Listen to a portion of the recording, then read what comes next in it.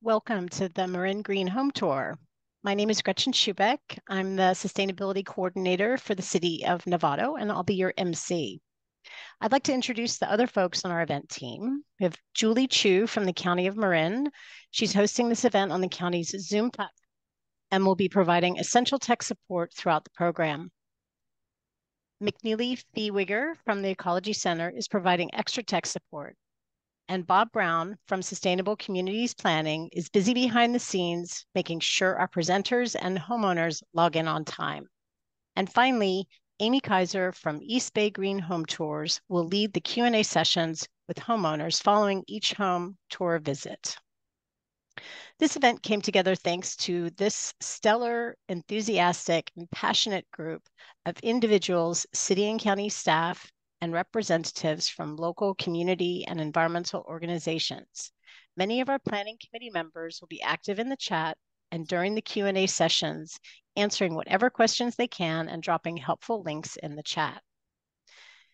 This event would simply not have been possible without the support of a wide range of local businesses and organizations, as well as local jurisdictions and public agencies in Marin County. I'd like to give a big, huge shout out to our major sponsors, our fantastic community choice energy provider, MCE, Marin Water, the sustainability team at the County of Marin, Green Realtor Lucinda Auto, and Ensemble, a free new service to help you electrify your home. I'd also like to thank our other sponsors, many of whom are contractors who will be great resources once you divide into your own green home retrofits. Bellows Plumbing, Heating and Electrical, John Owens Plumbing, Heating, Cooling and Drains, Harvest Thermal Heat Pump Systems, Electrify My Home, Heat Pumps and Installation, Rising Design, Certified Green Builder and Energy Specialist, Orange Charger, Affordable EV Charging Solutions for Apartment Buildings, Quit Carbon for free electrification planning, Home Intel for free personal energy coaches, and Switches On for finding contractors and installers. And thanks also to Marin Association of Realtors and Sustainable Novato, and these great environmental advocacy organizations, including Marin County cities and towns. Your leadership in the transition to greener, healthier, and more efficient homes in our county is vital. This event would simply not have come together without your support, so thank you. I'll now pass it over to Amy, who's going to give us a quick review of our program. Thanks, Gretchen. Hello, everyone. I'm Amy Kaiser on loan from the East Bay Green Home Tour. We're going to tour 6 Marin homes today. And after each tour video, we'll have the homeowners pop up live in Zoom to answer your burning questions. We also have 3 short presentations today. Mark Chabria from the County of Marin will tell you about 3 free or affordable programs to help you plan and execute your green home retrofits. Friday, Apeliski from the Building Decarbonization Coalition will show you where to find all those rebates to lower the costs of your home upgrades. And lastly, we've made a video presentation of 3 green home strategies for renters. And coincidentally, all those strategies are great for homeowners too. And just so you know, today's program will be recorded so you can catch anything you miss later. Now, Julie's going to tell you how to engage today with your questions. Thanks, Amy. Hi, everyone. I'm Julie Chu from the County of Marin. I'll quickly go over the 3 Zoom icons that are most important today. So the Q&A fields are specifically for questions that you have for the homeowner or presenter we are highlighting on screen. The chat is for commenting and engaging with other attendees. The live transcript icon, CC, will allow you to disable or enable the live transcript on your screen. This can be helpful if you are having any trouble hearing the program. After every Q&A or presentation, the homeowners and presenters will drop down into the Q&A field to continue engaging with your questions. So keep asking away. The chat ambassadors will be active there too. We are very motivated to give you the information you seek. Now I'll turn it back to Gretchen. Okay, so before we get started with our program, I'd like to take a minute to define what makes a home green. The concept of a green home includes many of the aspects you'll see here on this slide. As we're all intimately aware, climate change is bringing more extreme heat days, drought, fire, and smoke to Marin. So the central theme of this tour is, how can we adapt our homes to climate change without actually making climate change worse? Because climate change is really bearing down on us, certain green home goals take on new urgency: fire hardening, saving water, having access to clean indoor air, cooling, and getting off of fossil fuels entirely. High priority climate actions can be categorized into 6 big action buckets. The first 3 buckets are energy related, because above all else, we have to stop burning fossil fuels to slow and reverse the climate crisis. In Marin, buildings account for over a third of all greenhouse gas emissions, mostly coming from our furnaces, hot water heaters, gas stoves, and clothes dryers. We already have great technologies to replace these systems, like heat pumps and induction stoves. The homeowners you'll see today love these alternatives, and I know I do too. As this graphic shows, there are all kinds of actions you can take, from free or cheap to more expensive. But even the more expensive actions are getting cheaper every year. The last 3 climate action buckets are water conservation, fire hardening, and carbon sequestration, which means drawing CO2 down from the atmosphere and fixing it into plants, trees, and the soil. The Western US is drying out and putting a lot of stress on our water systems, wildlife, agriculture, forest, and trees, which are becoming more vulnerable to fire. At the same time, we rely on trees to sequester carbon and keep us cool in a warming climate. When considering your landscaping, think about mulch to hold in moisture and permeable patios and driveways that allow water to percolate down, recharging the groundwater that feeds the deep roots of trees. Applying compost in your yard builds soil health and helps it retain moisture, but extensive research now shows that it actually increases the soil's ability to sequester carbon. So if you're serious about fighting climate change, you want to get serious about compost. Thanks, Amy. I want to get back to a point about energy. The use of not so natural gas in our buildings, both homes and businesses, is the single largest source of greenhouse gas emissions in Marin. Natural gas pollutes at every stage, from the well to your kitchen, where it's linked to asthma and respiratory disease. Even those exhaust vents coming out of your home are creating local air pollution. I often hear people say, why should I get rid of my gas stove when an electric stove runs off electricity supplied by gas burning power plants? That premise does not hold up. Most residents in Marin get their power from MCE. This link on their website shows what energy sources are powering our electric grid, and it's a lot of renewable energy sources and zero natural gas. That's why electrification makes so much sense, even if you don't have solar on your roof. If you want, right now, you can opt up to MCE's Deep Green program, which is 100% renewable clean energy from California wind and solar and nothing else. It's super easy and costs just a few extra bucks a month. Another alternative is to enroll in PG&E's Solar Choice product, and we'll drop the links to both products in the chat. Now we're going to play a brief message from MCE. More than a decade ago, Californians started a climate action movement and launched MCE, the state's first community choice energy provider, offering an alternative to traditional fossil fuel-based electricity. MCE's locally controlled, cost-competitive electricity options are up to 100% renewable, kicking fossil fuels to the curb, reducing greenhouse gas emissions, and creating clean energy jobs. MCE customers are reinvesting in their community, putting the power back in your hands. Learn more at mcecleanenergy.org.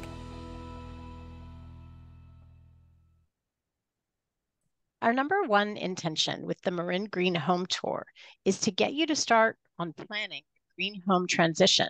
And there are lots of compelling reasons to begin, and here are just a few. Last winter's sky-high gas bills were a taste of what's to come. The good news is that government and public utilities are stepping up to incentivize installation of clean and green technologies, such as electric space and water heating, electric vehicle charging, and electric appliances to help make them more affordable. This includes the state of California, the Bay Area Regional Energy Network, MCE, and PG&E, all who are offering rebates and programs to help bring down costs. Plus, the Federal Inflation Reduction Act contains even more rebates, plus tax credits to get fossil fuels out of your home and solar on your roof. For the first time last year, heat pumps actually outsold gas furnaces in the US. This transition is gaining steam, and we want to help you figure out how to get on board no matter your situation. If you're financially flush, there's nothing stopping you from greening your home and being the trendsetter on your block. If your finances are limited or you're currently renting, there are plenty of programs that make remodels and retrofits affordable and accessible to you as well. Today, we'll point you to all the best resources for planning and turning your plans into the reality of a climate-resilient home. Okay, let's get started touring Marin homes. For our first video tour, we're heading out to Point Reyes Station, where Kathy and Jeff are growing much of their own food and generating much of their own power.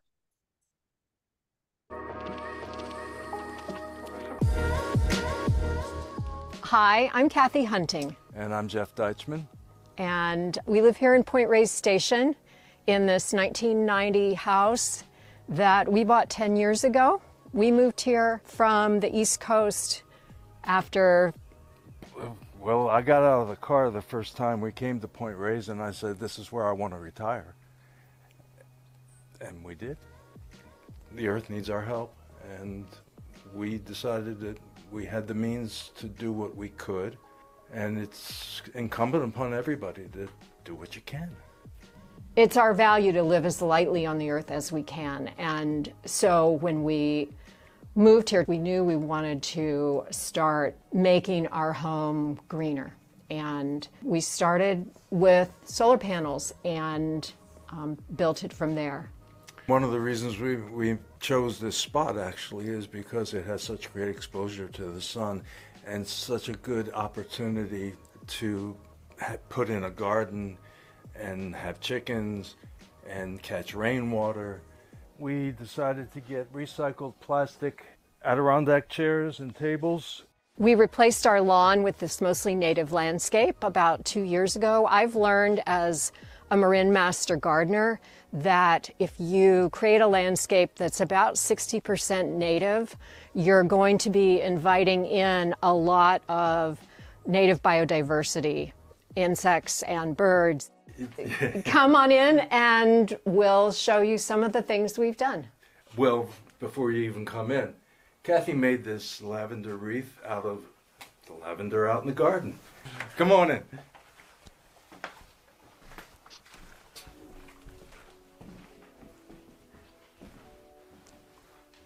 This is our living room, and I want to point out that we face southeast, and so on winter mornings when it's chilly, we get really nice passive solar heating in the morning when the sun's coming up and coming in the windows. We have double pane windows throughout the home. We put in this ceiling fan recently, and it runs on DC, which is a far more efficient power source for a ceiling fan or anything else for that matter. We use the fan a lot on warm afternoons, and it helps with the air circulation in this part of the house. We do have air conditioning with our new HVAC heat pump, but we've only had it turned on once. This 1990 house was built with a furnace, an HVAC system running on propane, and 2 years ago we replaced that with an HVAC heat pump system that uses the ducts from the existing central heat. You'll notice that our home is well insulated.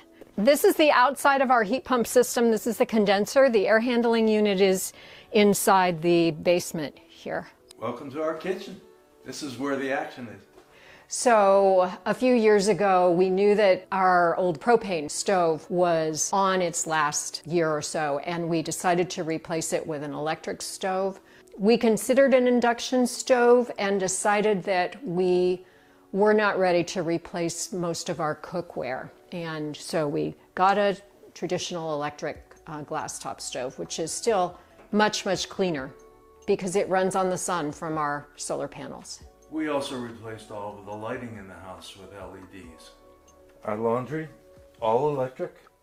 The pears are not electric, but they are really delicious. Would you like them? We grow a lot of food, and when we have bounty, we can it and dry it and freeze it so that we can enjoy it all year long. Come on out to the deck. We have about 15 fruit trees, and as you can see, most of them need to be protected from the sheep. We are now the owners of 2 female sheep, and we got them 2 years ago to replace our lawnmower. Lawn mowing on this hill was getting a little bit much, and so they do a great job of eating the grass, and they like treats like apples. Welcome to our vegetable garden. I grow most of our food here, most of our produce anyway, and we also keep chickens for eggs.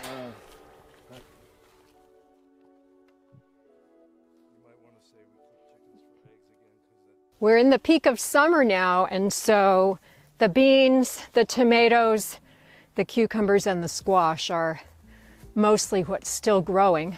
I grow some perennial vegetables in addition to annual vegetables like artichokes, rhubarb, asparagus, and blueberries, and perennial crops take a lot less water than annual crops do. So it's good to mix in some perennial fruits and vegetables with annual edibles.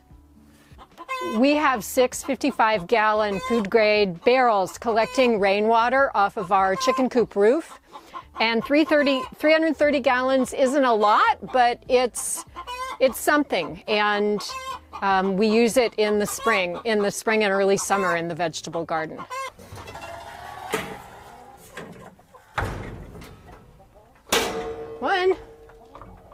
We get about 3 a day, sometimes 4.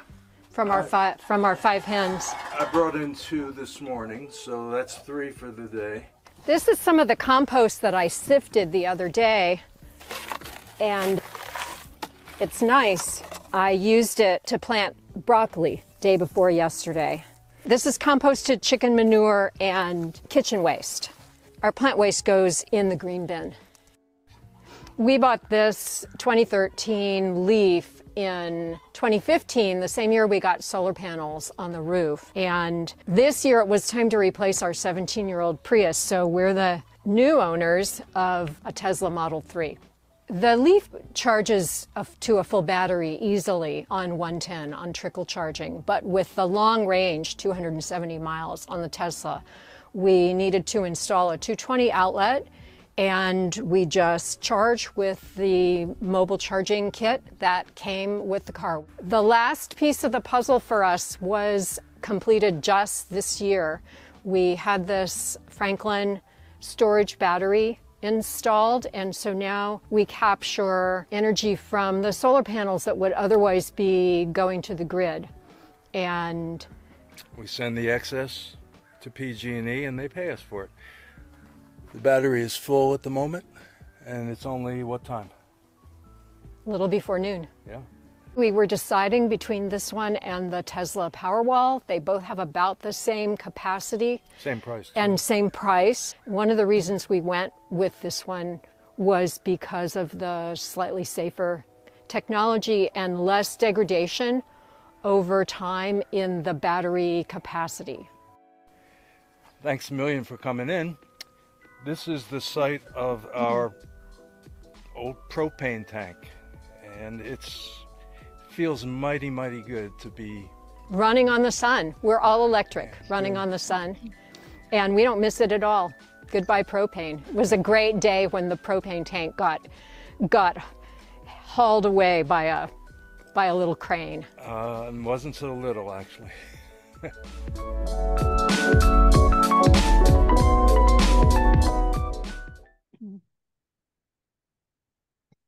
Hi, Hey, Kath. it's Kathy and Jeff. You guys are Hello. There we are. It was so fun to see that video for the first time. Yeah, it turned out Aw. really well. Thank you so much for sharing your wonderful home with us. You've got so many great low-tech solutions. I had seen the video before, and I really appreciated seeing the compost that you made and the rain barrels.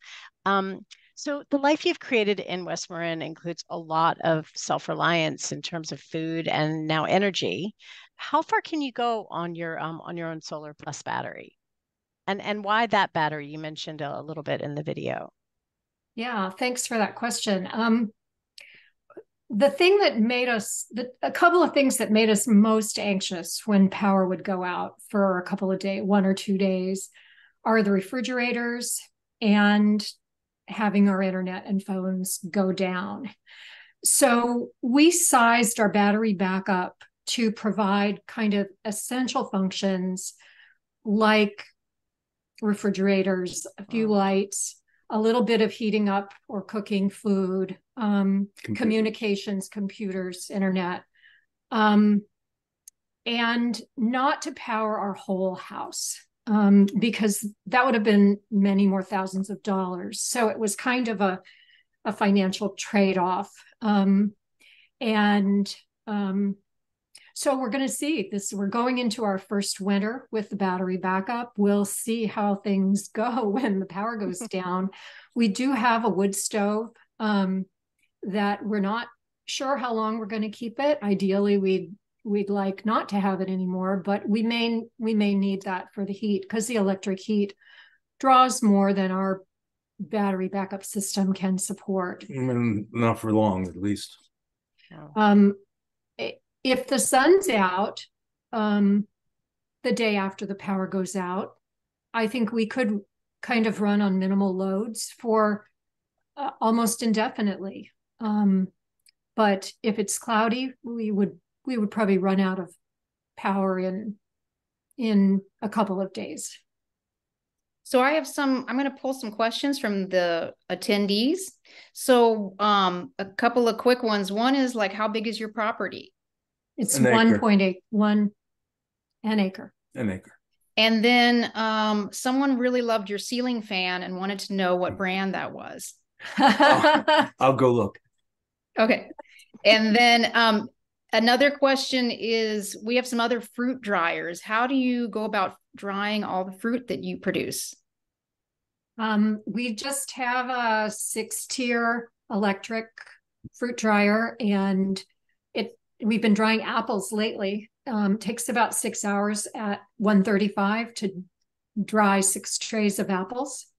And we dry pears and dry some other fruit too. So is Jeff coming back? Because I have a question about the why did you conclude that the Franklin battery is safer? So I'm kind of curious about your thought process when you were choosing the Franklin battery. It has a different combination of metals. The other one we were considering was the Tesla Powerwall. The Franklin has, I believe it's nickel cadmium something instead of lithium. And there's a little less explosion risk. The explosion risk is not big at all, but there's a little less with the metals that are in the Franklin battery. And capacity was just about the same. The degradation over time in the battery capacity is a little better with the Franklin battery than the Tesla. They're really pretty comparable. But so one last question for you guys, and that has to do with the fan again, which is that, Jeff, you'd mentioned that it runs on DC instead of AC. So how does that work? It works that you order the fan. If the fan company offers it, then you order it with the DC. I think it costs a little bit extra, but I don't think it was too much. But I read up about it, and hands down, it's better. What's the advantage? The advantage is that it just requires a whole lot less electricity to run. And I'm not exactly sure how that happens, but that's what it said it does. So interesting. Were you able to see the brand name on the fan that? Yeah, it looks like it's spelled SOF as in Frank UCOV.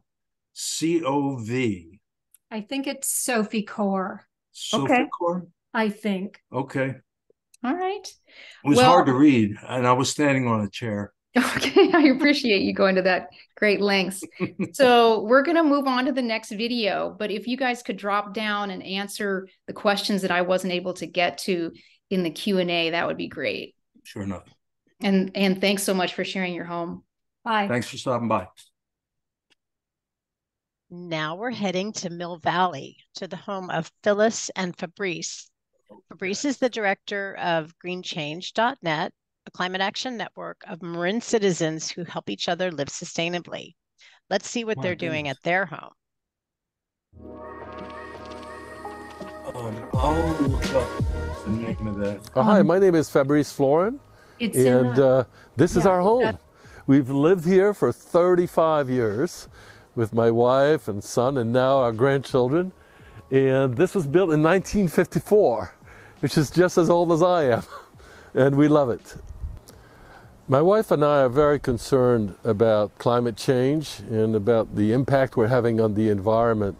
And so we determined about 6 years ago to go all out and to change our lifestyle so that we would be more sustainable. We have reduced our carbon emissions by more than half. So we're well on our way to net zero. And even though we're on a fixed income, we've managed to do all this stuff over about a 10-year period, all said and done. Come on in. We have a few other things to show you inside.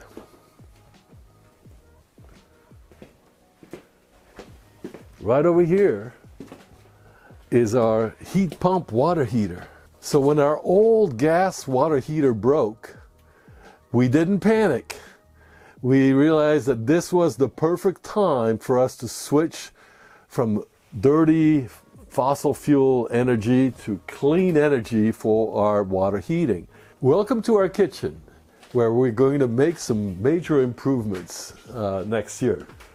This is our old dirty gas stove. We're going to be getting a nice induction range with a cooktop and convection oven. But to test the concept before investing big dollars, we decided to begin with a small portable unit. And you know what? We mostly cook on that cooktop. We rarely use the gas anymore because it's such a great technology. It boils water under a minute. You have greater control and precision, and it's electric, which is a good thing because remember, free energy from the sun, that's what powers the cooktop through the battery. So another way to reduce our water use is to use low flow shower heads and faucet aerators. But we wanted to go one step further. I wanted to be able to easily shut off the flow of water when I'm just shampooing my hair or when I don't really need the water. So for 15 bucks, I got a simple little shut-off valve that helps me do that without stopping the hot water from being there. Also, all the lights in our house are LEDs, no more incandescents. It's so easy to do and it makes such a big difference. So we're big believers in electric transportations. And we've got 3 electric vehicles in this household. This is my e-bike, which I use every day. I go up in the Marin headlands for peace of mind, but I also go to the grocery store and I do all my groceries with this handy Benno e-bike. I love it. I feel young again. It's transformed my life. But for longer trips, we will take the electric car. And it's such a good feeling to be able to say, yeah, sometimes we use a car, but most of the time it's powered by the sun.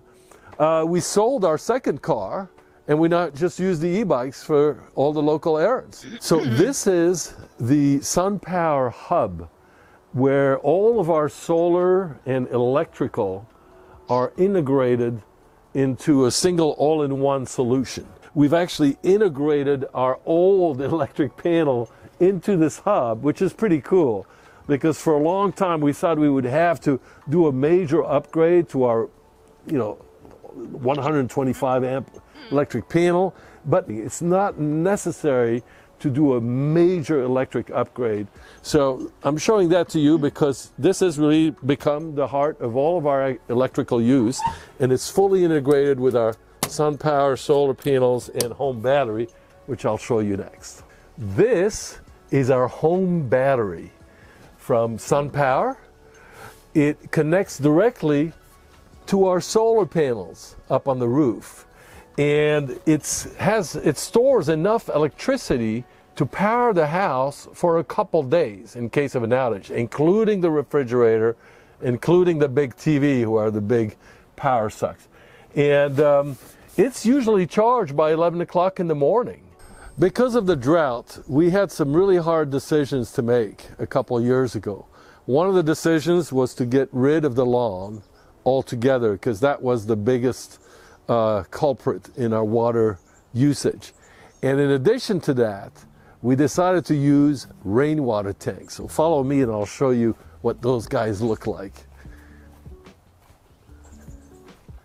Here they are, 2 water tanks, each 500 gallons, 1,000 gallons total.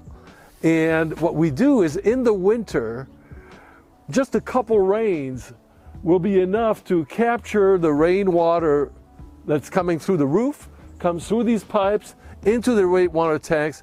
In just 2 days of stormy weather, we have enough to basically irrigate this terrace for the entire summer.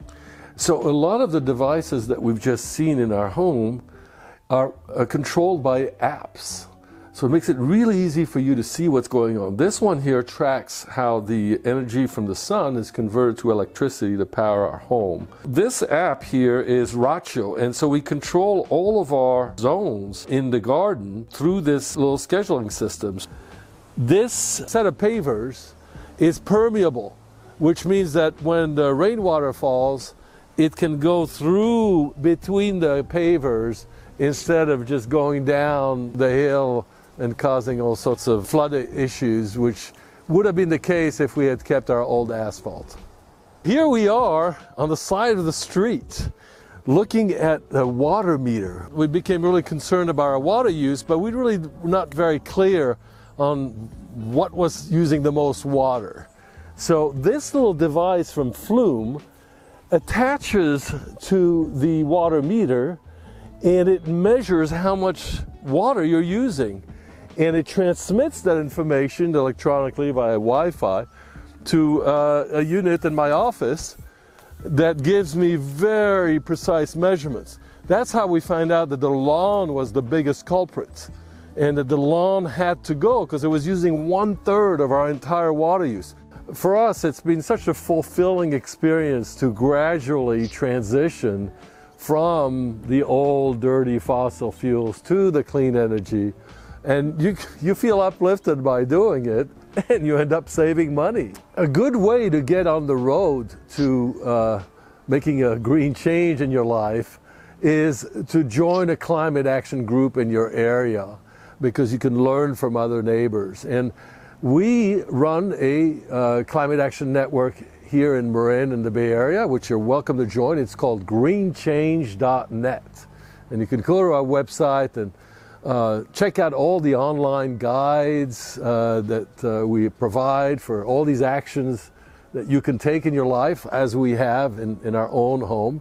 And there's green tips from community members, and we host regular events. Wonderful place to meet thousands of neighbors like you who also are doing their part to solve climate change, and to do it with a positive attitude, with joy and hope, which is really the best way to make the transition that we all need.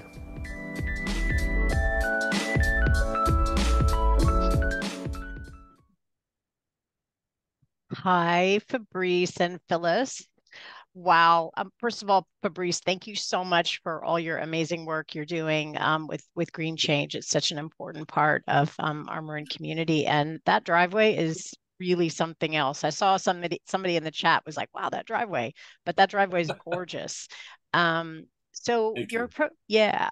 So your approach to greening your home has been incremental, and you seem to test drive technology before diving in with both feet. You did this with both induction cooking and using a home battery. How did you use the Yeti battery before getting that big sun power battery? Can you tell us about that? Sure. Well, thanks so much, Gretchen and Amy. We bought our Yeti portable battery in the wildfire summer of 2020. You may remember it, in order to power our home during the PG&E outages. And even though it's relatively small, it was just 1.4 kilowatt hours, it allowed us to keep powering a few important home appliances for up to a day. It also came with solar panels, small solar panels, but enough to recharge the battery as needed. And it was so useful that we decided it'd be worth it to get a larger home battery from SunPower, which stores 10 times more energy, or 13.5 kilowatt hours, and it can power our entire home, including the refrigerator, for up to a couple days. It is recharged every day by the 11 solar panels that we installed at the same time. And this gives us a lot of energy independence. And by the way, that battery is a lithium iron phosphate. And it also has the advantage compared to the Tesla Powerwalls that it's not as flammable. It has a longer life. It's environmentally friendly. And it also has a little bit more current. So that's a decision that SunPower made when they selected that battery, and we're really glad that we went that route. Great. You know, the people in the Q&A are really kind of interested and excited about how you have this sort of all-in-one where your electric panel and your solar and your battery is all sort of integrated into one thing. You know, after the Q&A, you can drop down. I wasn't really sure what the question was with that, but that person can ask you more in the comments. But one question about the water tanks. How do the water tanks water the plants? Do you have a pump or like a pressurized pump that gets the water from the tanks out to your yard? And how does that work? Yeah, indeed, there is a pump that will put it into a pressurized tank, just like you said. And then we use the Ratio controller in the app that comes with it to schedule the irrigation. Usually we do it right after sunset. And you know, it goes fast, 1,000 gallons. You think, oh, I'm set. You know, so, but this summer we made it all the way through with the water that had been sitting there for 6 months from the December rains. That's amazing. Yeah. Did you use a vendor to help you install that system? Yeah, we worked with Water Champions. They were fantastic. Unfortunately, they now don't do residential anymore. But it was well worth it to have a contractor. It's possible that we could have done it ourselves, but it's good to have someone who can set it up for you. I want to ask, do you need to treat the water at all, or does it just rainwater in the tank? It doesn't need to be treated? Not for the purposes of drip irrigation. You definitely don't drink it. It's not made for drinking. Yeah. So people are really great fans of your beautiful permeable pavers. And did you use an installer for that? Yes, we did. And that was a big investment for us. And we did it earlier, even before we became, you know, environmentally conscious. And we didn't do it for the purpose of, doing environmental improvements. However, it served us well. And I will say that these pavers can last like a century, a long time. So instead of replacing your asphalt every 15 years, you know, and it's not just a matter of money, it's also that the asphalt itself the rain just goes straight through there, and there's no watering of the soils or anything like that. So I would definitely recommend it if that's an option for you. Interesting. Yeah, that's great. So we need to move along to the next thing in the program. But if you two would be happy to jump down into chat and Q&A and answer all the questions that I couldn't get to. Happy to do it. Thanks again. All right. Thank you. Thanks. Thanks, Fabrice and Phyllis. Now, I want to just give a shout out to another one of our sponsors. Doing your part to save water helps Marin manage one of our most precious resources and helps build a more sustainable future. Marin Water offers a diverse package of rebates and money-saving incentive opportunities to help you lower your water usage. You can check out their rebate programs at marinwater.org/rebates. Many green home retrofits can feel overwhelming if you try to go it alone. It's so much easier when you have someone experienced holding your hand and helping you to plan. I'm now super pleased to introduce Mark Chabria from Marin County's sustainability team, who's going to tell you all about how and where to find free or affordable expert advice to help guide you on your electrification journey.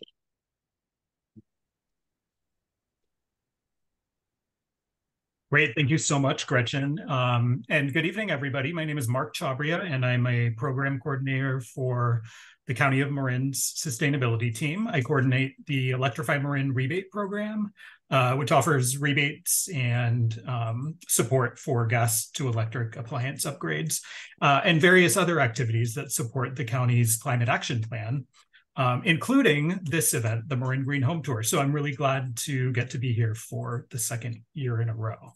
And, you know, after last year's Marin Green Home Tour, our office really got a lot of calls from people, and we love to get calls from you, so that's great. Keep them coming. But we got a lot of calls from people who were really inspired by the event to make their homes greener, but they really didn't know where to begin. So we thought it would be helpful to do a presentation this year on some really great resources that can help you figure out how to get your journey started.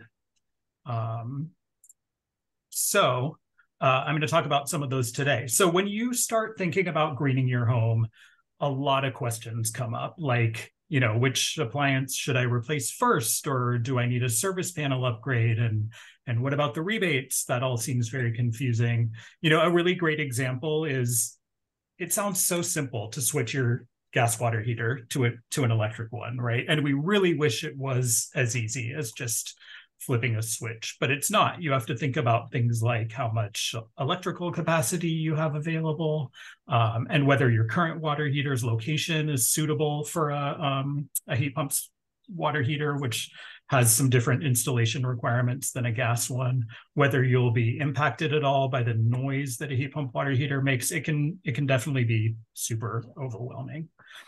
But fortunately, there is some good news. There are some really great free and low-cost programs that can help you navigate all of this. And so I'm going to talk about 3 of these tonight, and they are Home Intel, Home Energy Score, and Quit Carbon. And we're really lucky to have representatives from each of these programs available behind the scenes in the chat. So you can get your questions answered by James Tulea, who's a senior energy coach from Home Intel by Home Energy Analytics. Kellen Damon from the County of Marin, who markets the Home Energy Score program here in Marin. And Cooper Marcus, who is the chief quitter from Quit Carbon. So the first program that I want to highlight tonight is Home Intel by Home Energy Analytics, and this program is free to PG&E customers. So if you're paying a PG&E bill, you're paying for this program, right? And it can really give you huge insight into the way that you are currently using energy and the way that you're spending money on energy. And also a lot of great guidance on how to improve the energy performance of your home. So Home Intel uses your PG&E billing data to give you a really thorough analysis of your energy use, and that can help you prioritize your home energy products. So I recently went through this program and I learned a ton from my Home Intel report. I learned that I'm wasting some electricity with my appliances that are always turned on, and that I could reduce that by using a smart power strip to power them down when they're not in use.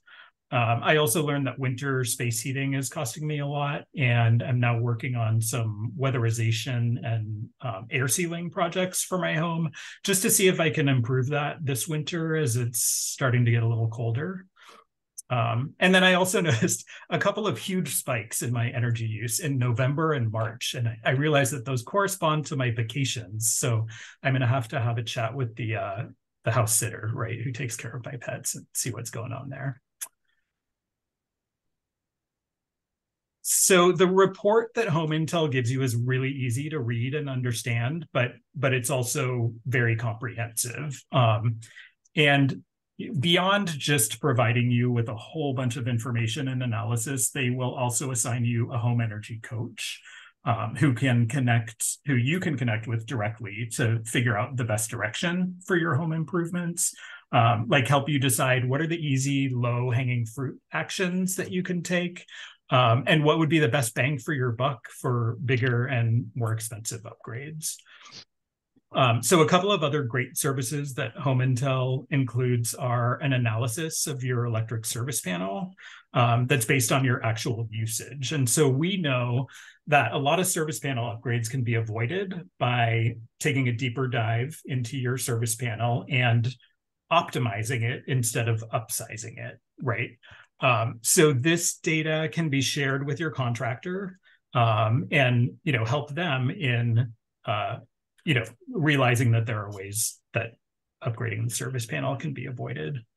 And Home Intel also provides individual guidance and recommendations around electrification. So you can check out the link that's at the bottom of the screen below to sign up. It's a really valuable resource to help you figure out where to begin, and again, completely free for PG&E customers.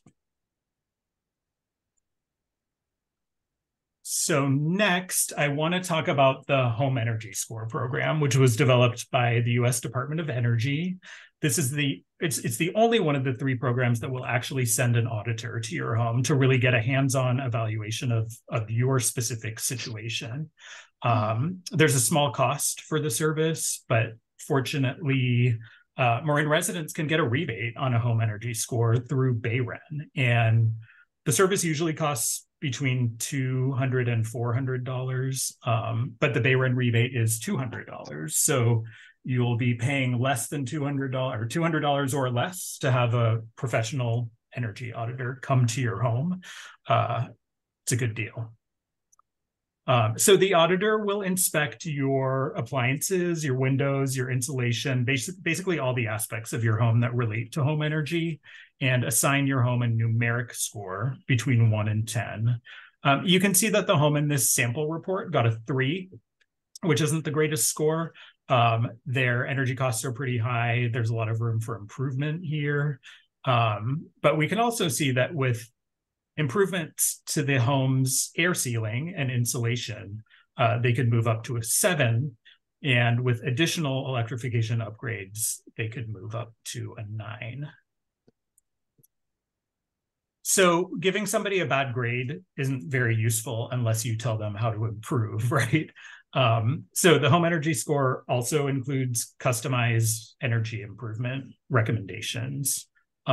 Generally, the shell improvements that you see listed here are lower cost, and they really go a long way to save energy, and they're a great place to start. For example, you wouldn't really want to install a heat pump in a very drafty, uninsulated home, because the heat pump would have to work too hard and it could be expensive to operate. So, the heating and cooling electrification measures are a little bit more expensive, and you usually want to be sure that your shell improvements are done first. So Home Energy Score is another very useful and highly recommended program. The rebate from BayREN makes it a really affordable way to get an energy auditor physically to your home in person. And last but not least, moving on to Quit Carbon. And the best way I can describe Quit Carbon is as a concierge service to help you transition your home from fossil fuels to clean electricity. They'll really take you through the whole process, from making a plan to finding contractors, evaluating bids, all the way through to applying for rebates. And incredibly, all of this is free to homeowners in Marin. So after you sign up with Quick Carbon, their experts will gather some information about your home, analyze your energy usage through PG&E data, discuss your goals and your constraints, and put together a really comprehensive plan to electrify your home that includes different options and different priorities and different cost levels. So Quick Carbon has established relationships with contractors, and they'll ensure that the quotes you are given are fair for the Bay Area market. So that can be really helpful because it can streamline your process a lot, reducing the need for multiple bids from different contractors on a single project. The recommendations that Quick Carbon provides are really focused on keeping costs down. And one of the best ways to do that is to figure out how to electrify without upgrading your electrical service. So it's really great that they do an in-depth analysis of what's possible within your current electrical capacity. And of course, their guidance around rebates is really valuable too, as the whole landscape of rebates and tax credits and other incentives continues to get more and more complicated. So Quick Carbon has been active in Marin for a couple of years, and some of the homeowners on our tour have worked with them with really great results. So I think we might be hearing a little bit more about Quick Carbon later in the program. So go ahead and sign up for this free concierge service at quickcarbon.com. And I just wanted to share quickly a couple of other resources that I think really can help you figure out how to get your whole journey started. So the City of San Rafael has published a guide called 8 Steps to Electrify Your Home, which you can find on the City of San Rafael's website. It's super helpful, and you can take notes on it as you start doing your research about what your upgrades are going to be. It will definitely point you in the right direction and get you asking all the right questions that you need to be asking to figure this stuff out for your home. So definitely recommend that you check that out. And then finally, I want to mention that the county sustainability team is producing a webinar series throughout the month of November, and it's going to expand on a lot of the topics that are touched on tonight. So we've got webinars on heat pump water heaters, on solar and battery storage, heat pump space heating, making an electrification plan, and EVs. So you can check those out by going to Marin Sustainability, which is our website, and go to the events page there. Yeah. So that's about all I've got. Thank you so much. I hope you enjoy the rest of the program and that you check out some of these resources that I mentioned tonight, and feel free to reach out to us as well. My contact info is on the screen, and we're always happy to help wherever we can. Hey, thanks so much, Mark. And a big, huge thank you to you for all your help organizing tonight's Marin Green Home Tour, and your help last year as well. In addition to the programs that Mark highlighted, there's also a new service launching in Marin called Ensemble. Here's a little bit more about them. Your home doesn't need to be a contributor to the climate crisis. It can actually be part of the solution. Meet Ensemble, your partner in creating a cleaner, more energy efficient home. Ensemble's app simplifies the process of replacing your home's fossil fuel burning appliances with modern electric alternatives. They handle everything from securing all eligible incentives to selecting the right appliance for your home's needs and ensuring hassle-free installation. Ensemble's mission goes beyond simplicity and cost saving. It's about maximizing the benefits of electrification, not only for your household, but for the entire grid at scale. Your upgraded appliances turn your home into a grid interactive powerhouse that will actively contribute to a cleaner, more sustainable future. Many Marin homes were originally built with little or no insulation, so the heated or cooled air that we pay for leaks out of the building, making energy bills high.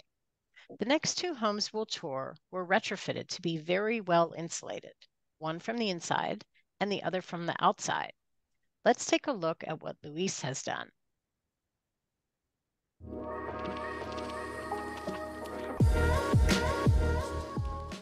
Hi, my name is Luis. We've been living here since 2016, so over 7 years. The house is built in '74. It has a little bit of a history. And we decided to live here because we are near the nature and the hiking trails of Mount Tam. We started this journey in 2017 when we replaced the windows. And our ultimate goal was to be, well, comfortable in one hand, so we could stay around the house and keep it cool and warm, not that hot. So we needed some sort of insulation against the cold and heat from the outside, but also to economically to save money ultimately, because we didn't have to spend so much in energy as we were spending. Also electric cars, I think we just were an early adopter. We bought the Chevy Bolt before the Tesla 3s were available to buy. And we love it, my wife loves it. She will never go back to a standard gas car. And yeah, we will ultimately buy the second electric car too. So come on in. I'd like to show you some of the things we've done here.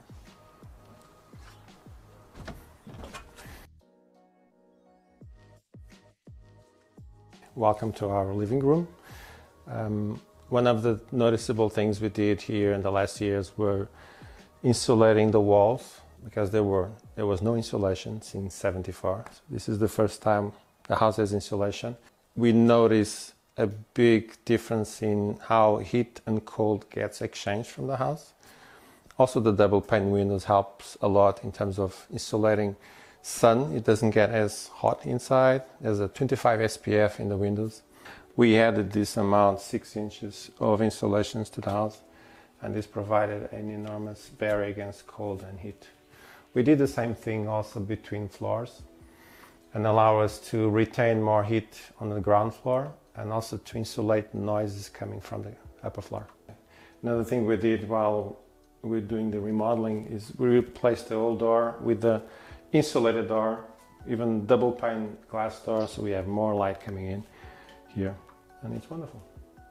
So when the sun is too strong, especially after 3 p.m., we get a lot of sun here in our living room, and so it doesn't get too hot, we have installed some blinds that I either control it via Google or through an app, and this blocks the light. We're replacing all the light bulbs with LED lighting, so we reduce enormously our energy consumption. So one of the things we did was also replacing our old gas furnace with a heat pump, which we control with our Nest programmable controller. And we reused the same vents to provide heat and also cold, which is an added value. So when it's too hot, we just turn on a little bit and it cools down the house. We used to spend a fair amount of money in wintertime just to keep the house warm by replacing with a heat pump. It's just reduced enormously the amount of costs. So this is the air handler, the outside part of my heat pump. It can take leaves, it can be in the elements, and it's very easy to connect to the inside unit. So now we are in the kitchen, and we change our appliances a little bit. So we used to have a stove, gas stove, and an oven, gas powered, and we changed it to an induction plate and an electric oven. So what we like about the induction is that we can really turn on full blast and the water boils in 1 to 2 minutes. Very fast, very efficient, and it's kid safe. It doesn't get too hot when you touch after it's being used. And our oven, it's an electric oven, and it's a fancy one. It's connected to the internet. We have an app, and we can program it to start remotely. So we can then leave frozen stuff in the inside, and while we travel back from work, we just turn it on, and by the time of dinner, everything is cooked. So welcome to our all-purpose room, and I'd like to show you my laundry.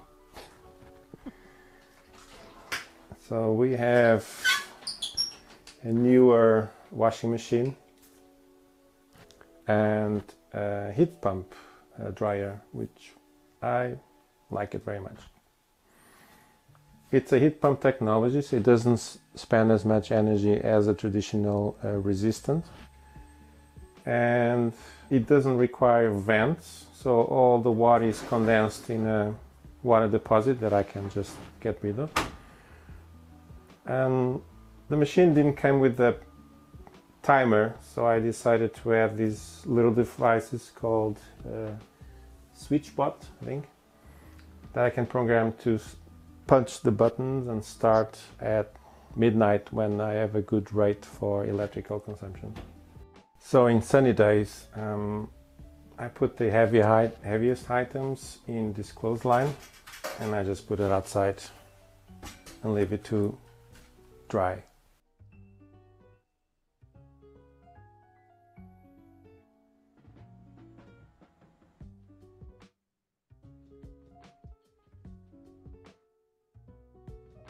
So these are data center server batteries. I bought them secondhand, super cheap, and I'm building this project out of my own because I love projects. So I'm connecting all the batteries to an inverter that will go in this wall over here, and we'll be able to be charging during the day with the solar panels. And in case of power loss, I will still be able to continue to use the sun power and the battery power. And at night, all the energy that is remaining can be used throughout the night, which is useful for cooking, heating, cooling, etc. 2 years ago, I bought a solar kit of 6 kilowatt hours of solar panels. It was a kit that included all the panels and all the material to assemble them, install them, and the permits. So I did that. It was relatively easy. It took me a month, 2 months, working on weekends and a little bit here and there. I installed all the panels above the garage, and now they come here on this integration panel, and they produce some power during the day. So we have a Chevy Bolt, and this is where we park the car and use this to charge it.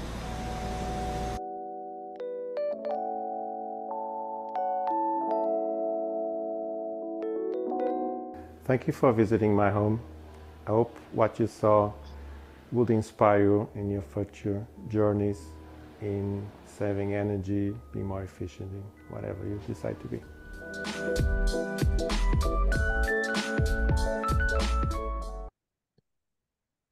Welcome, Louise.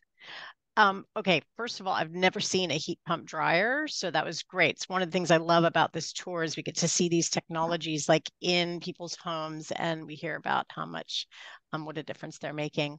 Plus, I had no idea that people could purchase and install their own rooftop solar. That's crazy. What company made the solar kit you bought, and did you need any help installing it? And got any tips for anyone who might be interested in trying their own? So I found the company just Googling it, and I read the reviews about the company, and I decided to go with Go Green Solar.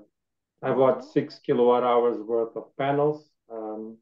I changed the project a little bit because they said they indicated I could install on top of my house. I decided to install at the top of the lot. I did some changes, but you need a lot of time. You need a lot of time. You need to be handy with electricity. If you're just curious and you're just starting on that area, I suggest you to go to a professional company, professional services, and have them installed. I have some knowledge, some background, so I could do that safely. I was not perfect. Some things could have done better.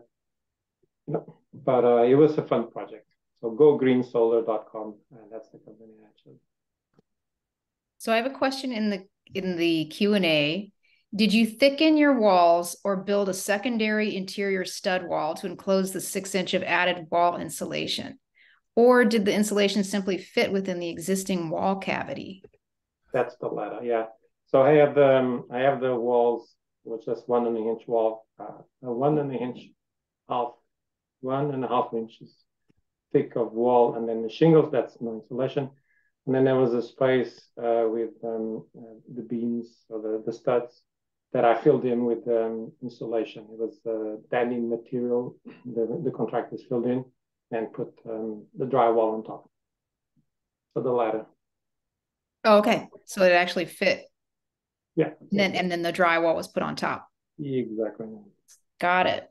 So there's a lot of questions about your heat pump dryer. I think that there's one person is like, does it get things all the way dry? Yeah, it does. Or there's two settings, which is a normal and then the extra dry. If there's like bedding stuff, I put the extra dry just to make sure that everything goes dry. But most of the programs I run is just the normal stuff. If it's too low, then I go a little bit more dry. So you gauge and you have experience using the machine. But yeah, I think maybe there was a misunderstanding that you were using the drying rack because your heat pump didn't get it dry enough instead of just using it as a seasonal alternative. Now, bed sheets and things longer that doesn't fit in the rack goes in the dryer. Towels and other thick stuff or things that I don't want to be wrinkled too much, I goes on the rack and dries it here. Got it. Another question was with your motorized screens that come down, your shades, are they on the inside or outside? They are on the inside. They are battery operated, so they don't need anything. Actually, they need to be charged every 6 months. I've already, when I did the remodel, I told the electrician to leave lower power plugs by those motors, so they are continuously connected. But there's some models you can install like a solar panel on the outside and connect it to the motor on the inside. So there was a question about the switch bots, the little cubes that you have adjusted. And so, the question is like, are those literally pushing buttons for you? Exactly. It's just a little mechanism that puts a little finger click and turns on or turns off, switches a button.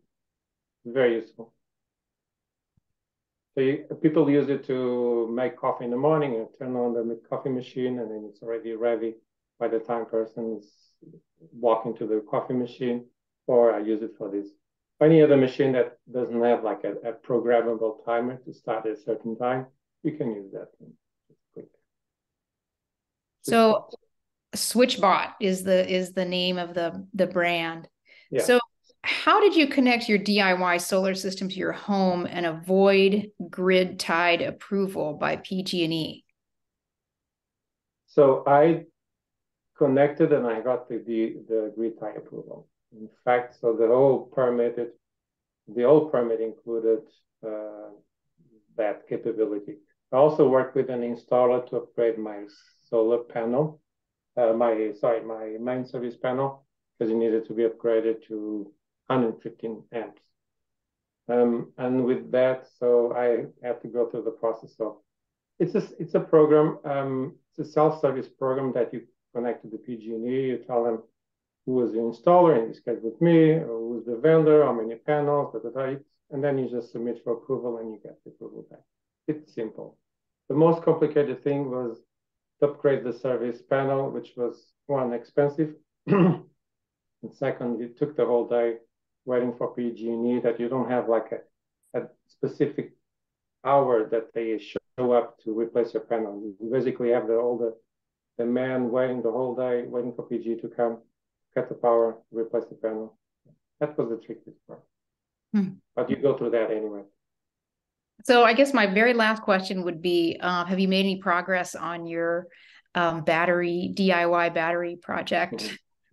No, in the meantime, other projects got in the way, but I got actually a charger, a smart charger, because my old charger went crazy. This smart charger is capable of connecting to my, I think a piece that was missed on the presentation. I have something that powers in the wall, so it's just powered, and it reads the net power meter from my main service panel.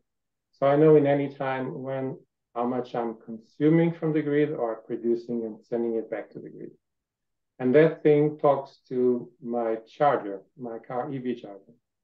And now I program it in a way that I can charge the car under the curve of the solar panel production.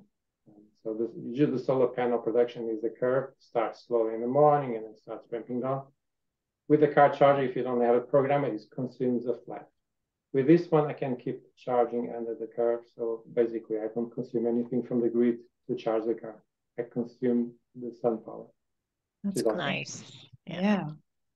Well, thanks for answering the questions. And if you have time to drop down, there's probably some questions that I didn't have time to ask. So thank you, Louise. Thank you so much, Louise, for sharing your beautiful home with us. And now we're headed to Mary and James Larkspur home.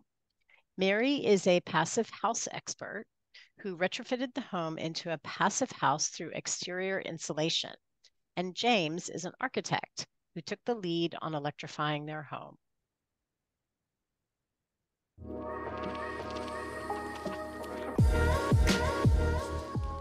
Hi, I'm Mary James, Director of Publications at Passive House Accelerator, and this is James Spill, architect.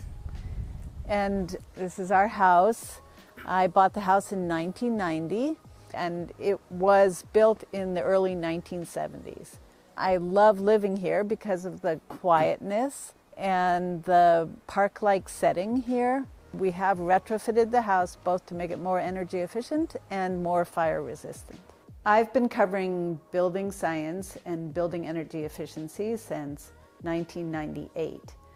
And in 2007, I went to a conference in France that covered building efficiency. And there I learned about Passive House, which is a method of conserving energy, building and designing buildings and retrofitting buildings so that they're much more energy efficient than anything I had ever heard of before. And I got really excited about the topic. In 2009, I applied this retrofitting approach, Passive House retrofit, to my own home. Welcome to our Passive House home. Come on inside and we'll show you some of the indoor features.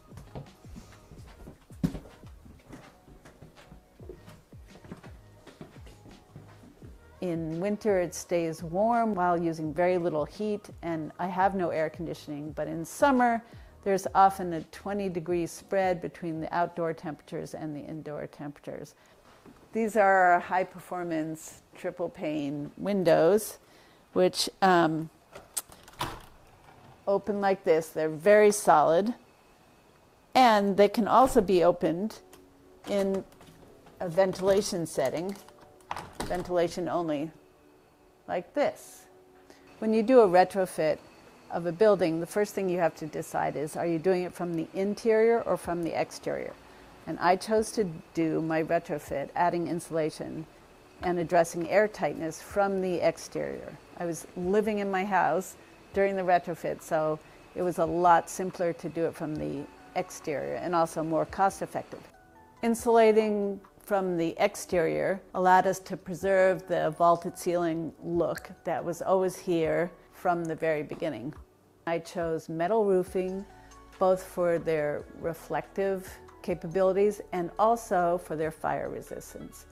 And the insulation under the metal panels is really important in increasing the comfort in my house because it helps prevent the heat from leaving the house in the winter and prevents the heat from entering the house in the summer. Once you tighten up a building, it's really important to bring in fresh air. And one of the great advantages of passive house building is that you have 24/7 fresh air coming into a building with heat recovery so that as the air leaves, the temperature of the air coming in is brought up to the temperature of the air leaving.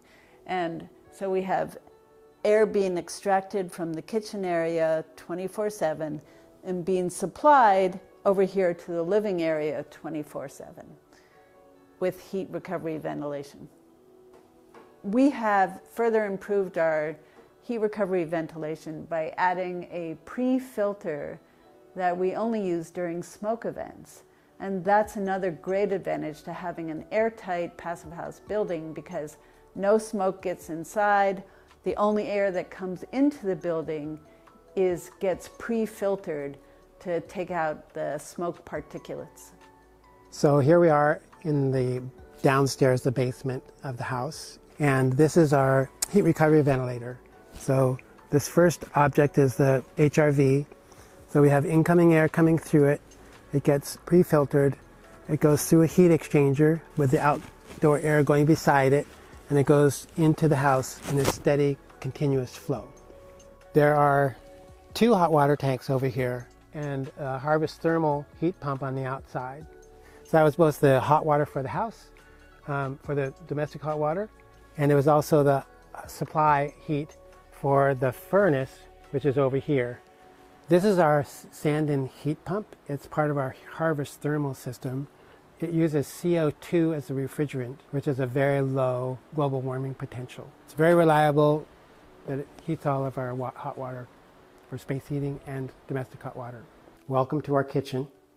And I was involved with a lot of electrification of the house. So this is one thing we did to the kitchen, which was change out the gas stove to this induction stove, and we love cooking on it. It's fast and easy to use. Besides the induction range, we also changed out our clothes dryer to be a heat pump clothes dryer, and we have all of our lighting now is LED lighting. This is the center of our electrical system. This is our solar PV comes down into here. We have about 10 kilowatts of solar PV, and then we have this 20 kilowatt per hour battery system, and then we have this controller, and then we have the critical load panel, which just does things that we need if the power goes out. And so it works for both emergency backup, but also we use it for load shifting. So there's 2 things we have load shifting. One is the fact that we can store a lot of our heat in the house. So we use the stand-in only when the electricity is cheap and clean. And we can also run the rest of the house off the battery when electricity is expensive and dirty. So load shifting, we move the use of our energy to when it's clean and cheap. On the roof we have 3 solar panels. We have photovoltaic panels to generate electricity. We have thermal panels to heat our domestic hot water, and we have panels to heat the pool. We have no other heating system for the pool, it's only solar. We have our fruit trees here, fig tree, various varieties of other trees, and a large cherry tree. We're standing on new stairs going down to the yard. There used to be wooden stairs coming up the side of the house, wooden stairs that are close to the ground, are fire hazard and can easily ignite the whole building on fire. So we replaced those, removed those. We also boxed in, it's called boxing in the eaves. Embers will blow up into those eaves and they'll get stuck in there. And that's a great way to catch the roof on fire and then the whole house. We have fiberglass windows, which are fire resistant, double paned. We also covered the house with cement board. These are the 2 HRV vents. This is the exhaust and this is the supply. These are special vents, they're called Vulcan vents. And there's a little honeycomb structure inside this vent. And it is covered with intumescent paint. Intumescent paint, when it gets hot, expands rapidly and it closes off the vent, so the vent will not be venting. It won't be sucking air, no air or embers can climb in through here. It's a really important part of fire hardening. So all of our vents have these kinds of Vulcan vents on them. Thank you for coming and visiting our home. I know that contemplating a deep energy retrofit or a passive house retrofit can seem daunting.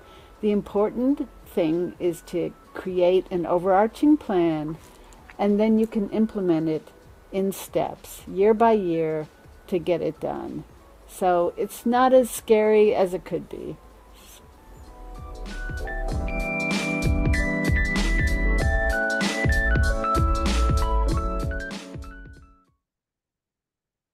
Welcome, Mary. Thank you so much for sharing your magnificent home with us.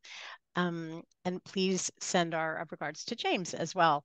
You have a really interesting heat pump system, the Harvest thermal system, that functions as both a water heater and your HVAC. Also, the hot water tank functions like a battery. Can you explain how? Yes, and the Harvest Thermal is actually the controller. The Sandin makes the heat pump water heater. So basically, that's what heats the water. We have two, as James mentioned, two 80-gallon tanks, because in the winter, well, in the summer, we're only using the hot water. Obviously, we're not using the heat, but so we use a small portion of it. But we wanted to make sure that we have enough hot water storage. This is what the thermal battery is, to be able to.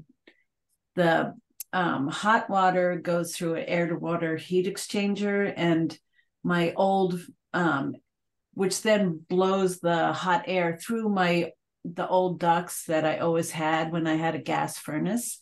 So we just got to reuse those, and acts, just like a air handler in anybody who has forced air heating's home. So that's how it works. And as James mentioned, we only run the heat pump water heater during the hour 9 to 3. About 9 to 3, when there's the most sun and it's not peak electricity times. Because of our hot water storage, we can run that off. We can use that to keep the house warm throughout the peak periods. So you have a metal roof, correct? Right. One of the people had a question about, like, in terms of like fire hardening, is a metal roof more or less fire resistant than tile roofs?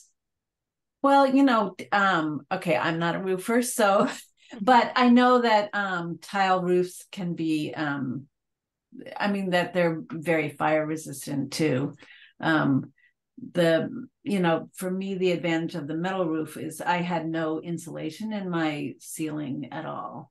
And so I got metal panels that were insulated metal panels. So I got the insulation and the metal roof as one package. So that's why I went with that. Obviously, a tile roof, there's no, you can't get insulation attached to tile roofs.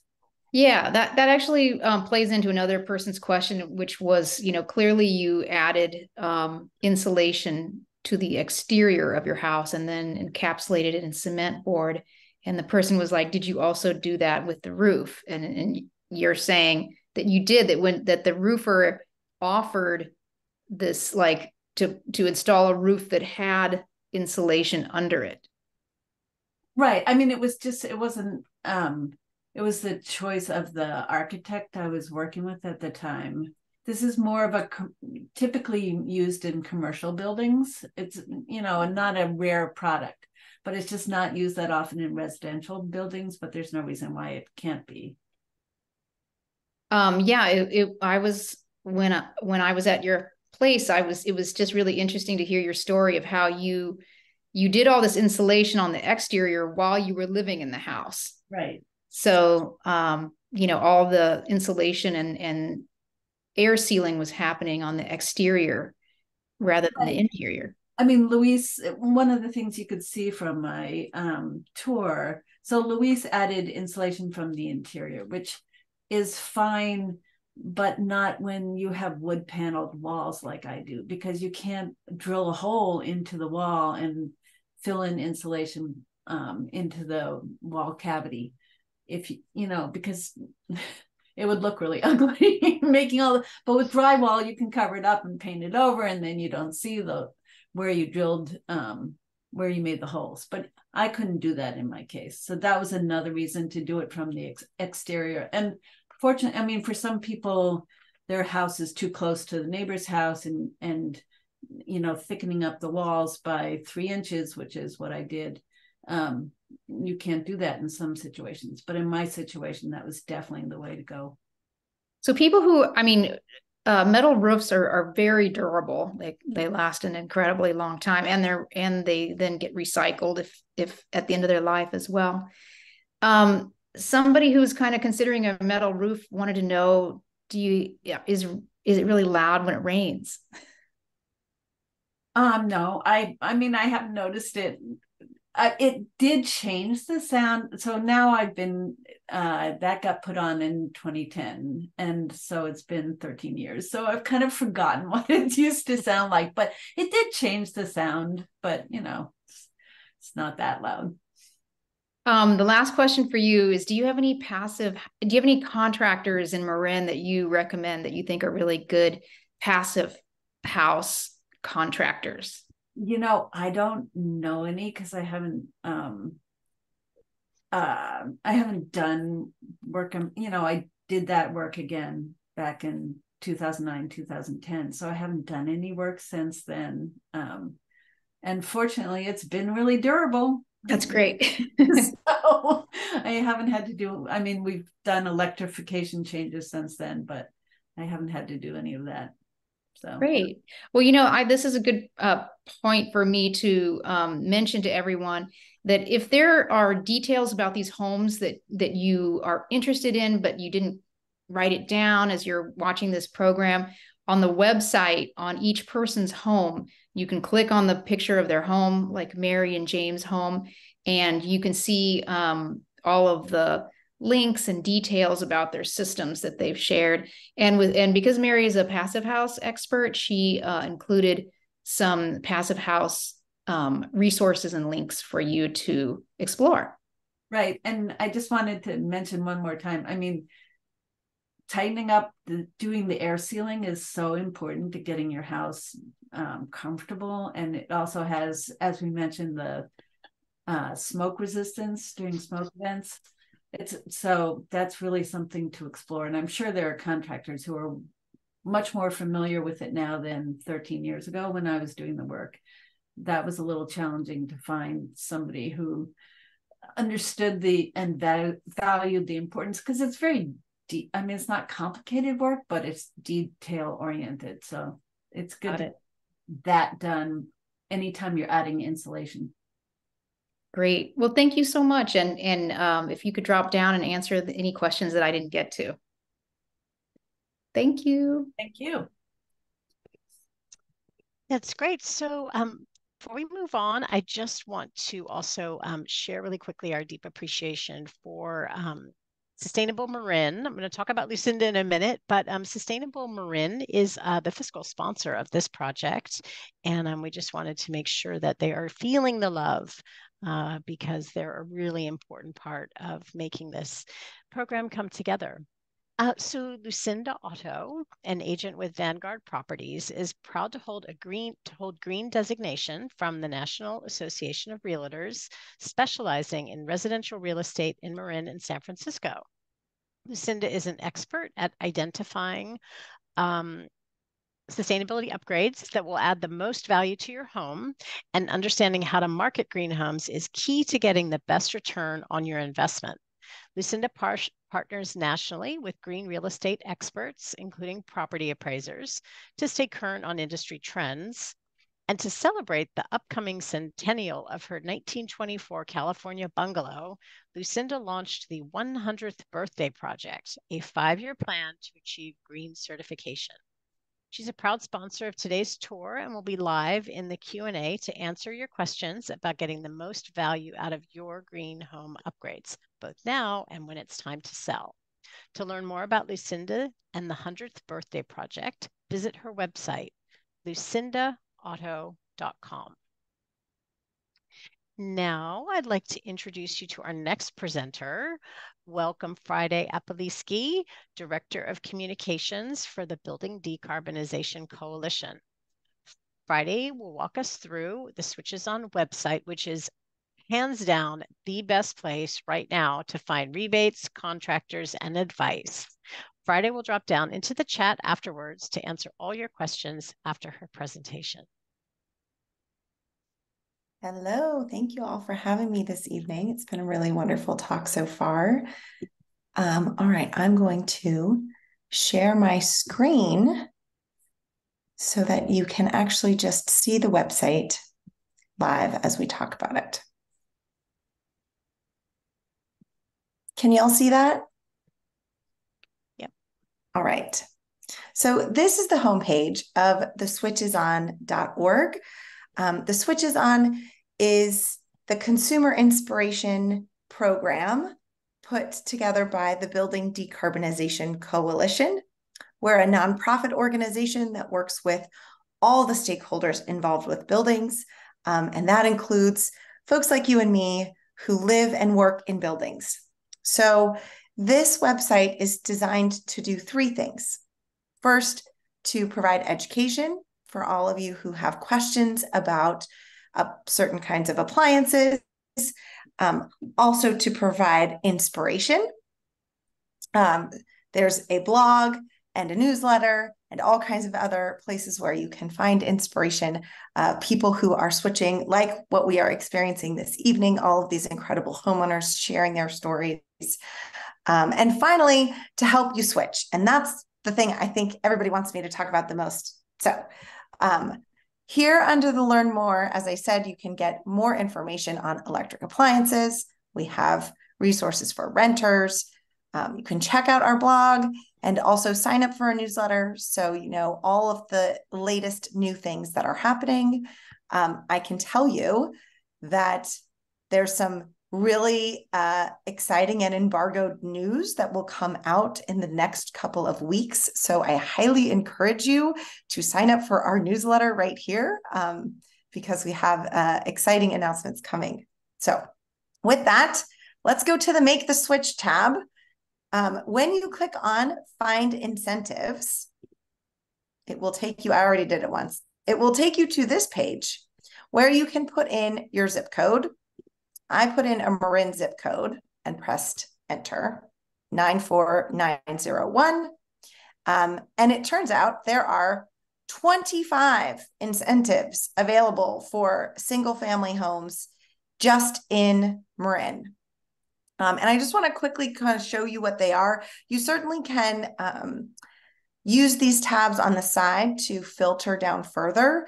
But as we discussed, this tool is made to show you all of the incentives that are available to you right now. So that is federal incentives, that is statewide incentives, that is regional incentives, also local incentives that come from either your community choice aggregator or your city. There are all kinds of incentives available to you. And I imagine that not every single person on this webinar is living in Marin. So please know this is a tool for all Californians. You can put in any zip code in California to find what is available to you. So you can see here, there are incentives from BayRen, which is our regional energy network.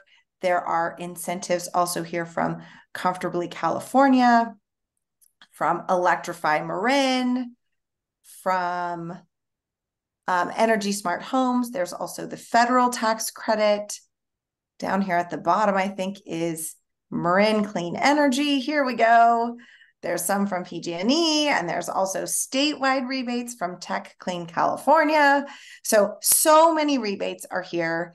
Definitely worth checking this out before you start any project for a couple of reasons. One is you want to make sure that there is a contractor that some of these rebate programs, you can stack them, require that you do some work before you do your installation and some reporting back afterwards. So what you don't want to do is get halfway through a project and then start looking for rebates.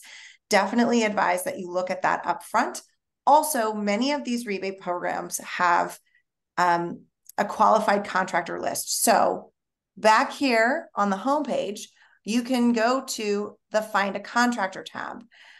All of the contractors in this database participate in the incentive programs that are available on the Incentive Finder tool.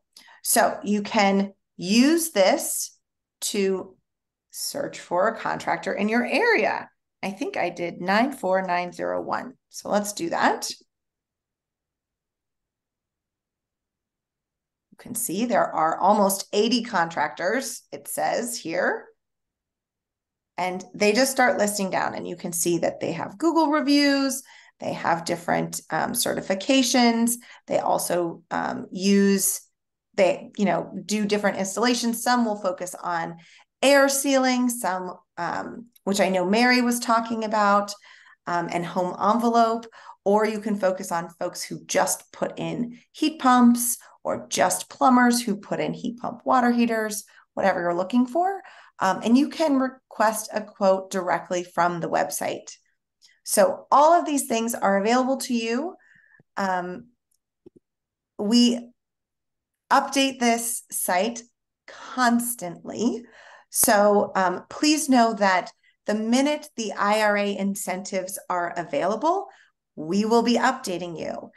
If there are some new incentives coming in the next few weeks, hint, hint, hint, we will send out a newsletter that alerts everyone when there are some new incentives coming down the pike. So please know that this is what is available right now, not necessarily what is coming in the future. So the IRA incentives that people are very accustomed to talking about should arrive, we hope, by the end of 2024. And when they do, as soon as they do, they will be in this database as well.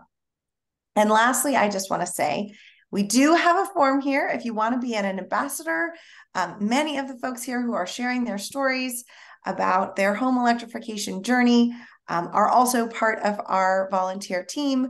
We would love to connect you with other folks who are volunteering and talking about how much they love their electric appliances.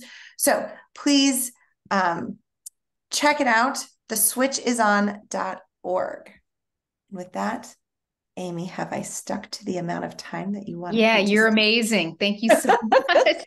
I'm trying to be miracle.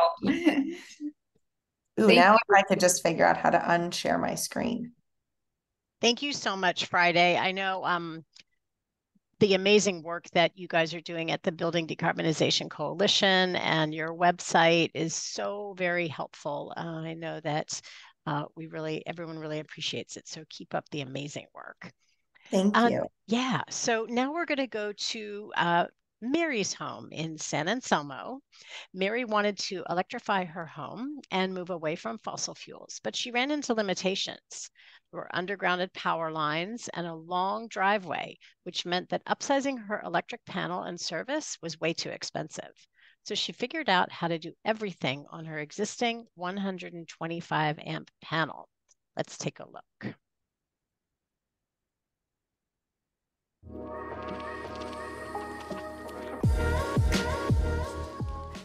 Hi, my name is Mary, and we're here at our home that was built in 1964. We have lived here for about 7 years, and we were really drawn to the home for the beautiful setting and because it was really well constructed. We're the second owner, and the original owner was a local contractor and also a master carpenter, and he built a really well constructed home, which meant a lot to me as an engineer. When my husband and I were looking to move from our previous home, and we decided it was time to move away from the flats near the creek, which would flood every winter when there was rain. Having worked in the energy efficiency and climate change space for 35 years, was very well aware that that was not a sustainable location. So we were looking for some place that was a little bit up out of the flats, had no lawn for water conservation, and was well constructed that would allow us to install some solar and do other energy upgrades to really build a sustainable long-term home. So come on in and let me show you some of the energy efficiency features that we have in the home.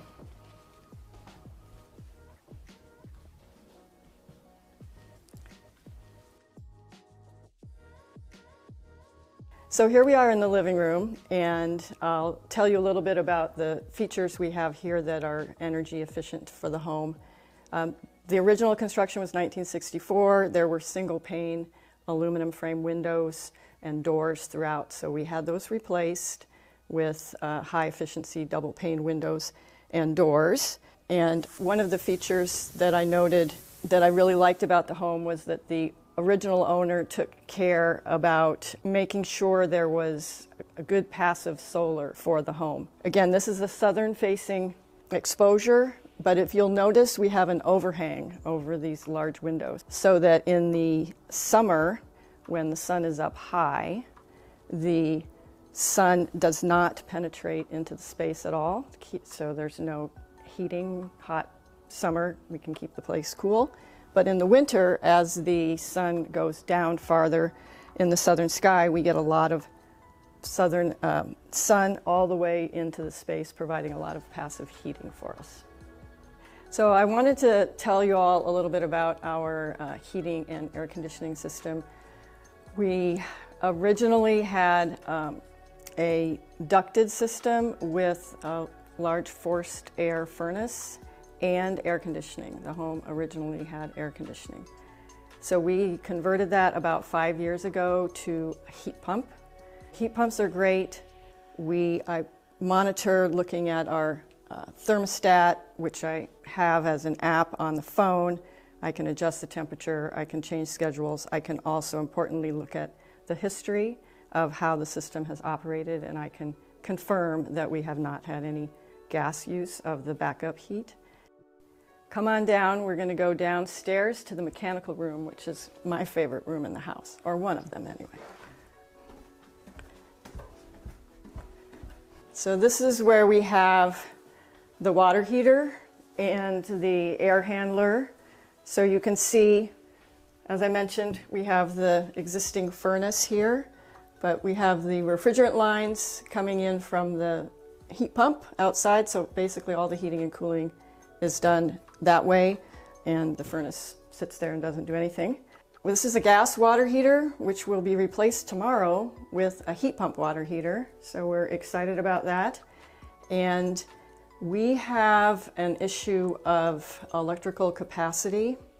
We only have 125 amp service in the home, and it is maxed out. So what we're doing with the heat pump water heater is installing a shared circuit 120 volt heat pump water heater, which will operate on a basic 110 plug outlet. So we did not need a new circuit. We didn't need a 30 amp circuit. We didn't need any electrical work. Welcome to our kitchen. We installed an induction cooktop, which is lovely. We opted for a vent that can be lowered or raised depending upon whether or not you need it. And we also, of course, have an electric oven, which also works really well. We upgraded to a nice, efficient dishwasher, which only uses 2.8 gallons of water per load.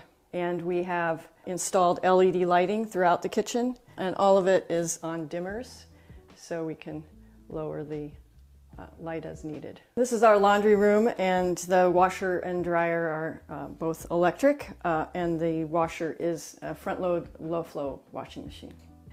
For convenience, I've put up a chart of the time of use rate schedule that we're on to remind myself and my husband that we want to operate electric equipment, particularly high users like the dryer, during off-peak times and avoid peak periods when electricity is more expensive and the grid is dirtier at that time also.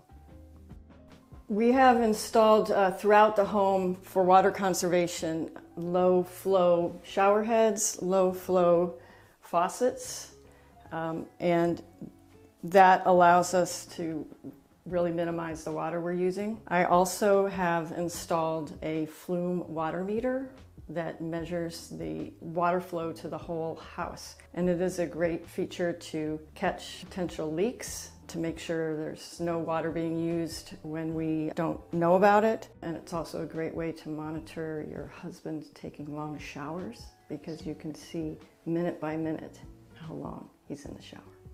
Welcome to the garage. We have some carbon-free features here, 2 electric vehicles. We do have a level 2 charger. This is a Siemens VersaCharge. It actually has the capacity to change the output from about 2 amps to 30 amps. So at 30 amps, you get your 7 kilowatts to the car. The reason we chose this one is because we only have a 125 amp panel to the home. And so we wanted, if we ran into any issues with a 30 amp charger, we wanted to be able to ramp it down and have a lower circuit rating for the car charger. We have a very long driveway down to the road, and to upgrade the actual wire to increase the service to 200 amps or whatever was going to be very, very expensive, require a new trench and a new conduit. So we've been living with the 125 amps. So I'll tell you a little bit about our defensible space and fire safety work that we've done. We've installed rocks here and some beautiful metal sculptures. We also make sure we keep our trees trimmed and the low branches raised. And when the fire inspectors come by, we usually get A+ ratings on our defensible space. Another fire safe feature of the home is that we have stucco siding, which is very fire resistant. We have spent a number of years making all of these changes to our home to make it sustainable and carbon-free long-term.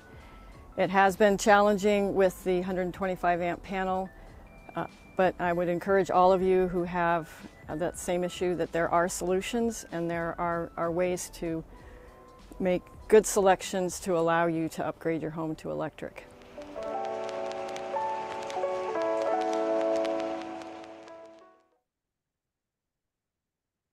Hi, Mary. Thank you Hello. so much for agreeing to be part of our tour. I do want to mention, you mentioned your panel and the challenges you had there. And for those that weren't on the tour last year, you can go to maringreenhometour.org, and there was actually a panel, like a presenter video on there about how to avoid the I got to upgrade my panel trap. There are lots of workarounds, and so while it might not be a workaround for you, that's worth checking out for sure before you make that big investment. Now, I know that shortly after we filmed the video at your home, you swapped out your gas water heater with an electric heat pump water heater. How is the kind you chose perfect for your limited electrical panel? Yes, we were able to get the water heater replaced. It's been working really well, and so we're very happy with it. And as I mentioned in the video, we do have a limited panel size. The entire rest of the home was already electric, so we didn't have the ability to install a new 30 amp circuit, which you would need if you installed a heat pump hybrid water heater. Requires a separate and new circuit. So we chose a shared circuit water heater that requires no electrical upgrade and can be plugged in to any existing outlet. So we already had existing outlets in the mechanical room. It was an easy swap, and it's working great. Those water heaters don't have an electric resistance supplemental heater in them. So one strategy to allow them to provide more hot water, given their limited heating capacity, is that the water temperature in the tank we keep at about 135, and it has a mixing valve that automatically mixes to about 120 before it goes into the home, and that extends the output and the capacity of the tank. Great. So I know that you're someone that, through apps, you've really enjoyed tracking and becoming very intimate with your, what your energy uses are. And one thing that I remember from your house is that you still do have this backup gas system that you don't use. And so in the years that you've had your heat pump system, have you been tracking to see whether there's any cold days in Marin where you actually need to use a backup gas system? I have been tracking. Yes, I'm an energy engineer. I'm a nerd. I love data. And so the gas heater is our backup heater. Sometimes when people switch to a heat pump, the contractor will suggest that they have an electric strip heat as their backup. I believe in Marin County with our mild climate, that's not really necessary. But we chose to leave our gas in because it was already there. We reused the same furnace. We had a nice 2-speed furnace, and it has not ever come on. However, I will mention a story, which is a caution, that I was working with the contractor and I made it very clear to them that I wanted the heat pump programmed such that the backup heat would never come on. I was fine waiting for the heat pump to heat the home. It does take a little longer than a gas heater. That was fine. And they assured me that they would program it to meet that condition. Few days after it got installed, on a not very cold day, about 45 degrees outside, the gas heat came on. And I knew that because I was aware of the whole situation, but many homeowners might not. And they might just say, oh, well, it's warm. I don't know if the heat pump's operating or the gas is on or the electric strip heat is on. So it's a really important point to, if you do have a backup heat, it's an important point to talk to your contractor and make sure it's programmed correctly. They had to come back, they reprogrammed the thermostat, and the backup heat has not come on since. So when you were going through the process of electrifying, and you got and when you were first looking at what would it mean to upgrade your electric service, you encountered two things. One is an extra long driveway, and the other is electrical lines undergrounded at the point of your block, or is it your house? Just our home, Okay. Which is lovely. We don't have an overhead drop from the PG&E pole. It comes down and goes underground, which is lovely visually. But unfortunately, as much as I love the contractor who built this home, as I mentioned in the video, he did not upsize the conduit underground. So we could not just pull a new wire through there. So when you were originally like looking at what that would take, what do you remember what it was going to cost you to go that route? It was around $50,000, they said. Yeah. So you clearly, went for plan B, which was making the most of the panel that you already have. What are some of the resources that you turned to help you kind of figure out how you were going to do this?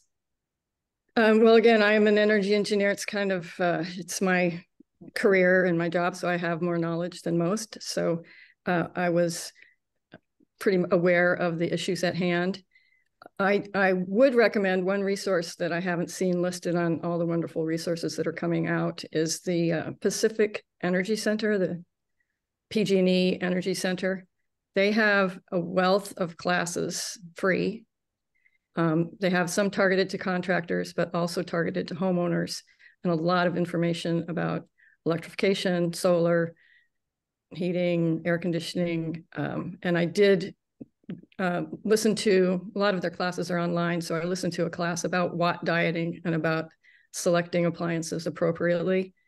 I was already pretty much done with my upgrades, but that is where I learned about the new shared circuit 120 volt heat pump water heaters, which have just come out in the last year and a half. So yeah, so my last question is, now that you've had yours for a while, and have you noticed any difference? Are you guys getting all the hot water you need and no problem whatsoever? No problem whatsoever. It's working great. We have it as you saw, it's down in a mechanical room. We don't notice any noise. We get all the hot water we need. It's working great. That's terrific. I'm glad. I was really glad. The last few years it's been like waiting for these to hit market. So it's great to hear from people who are doing it and using that kind. Well, thanks, Mary. We're going to move along to the next home tour. but love your home. Thank you. You're welcome. Thanks, Mary. Okay, the last home that we're touring is Kevin's in Novato. Kevin and his wife have taken a gradual approach to their green home retrofits, doing one thing at a time and looking for affordable ways to do it.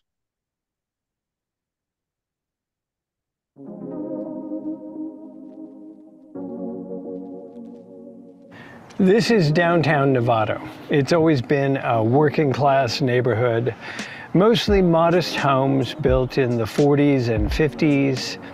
The big building you see is one of the first modern apartment buildings in the whole county. When I was young, the old Sweetser Mansion was still there, where the apartment building is now. You can see it in the background of this photo from 1914.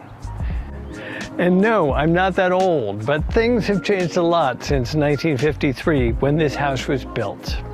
For instance, those redwoods you see behind the house have grown from saplings to become the tallest trees. Some changes have been good. This object represents a very good change. Old-timers will remember that that's a fuse. We had about a dozen of them right here well, there was an old fuse box right here.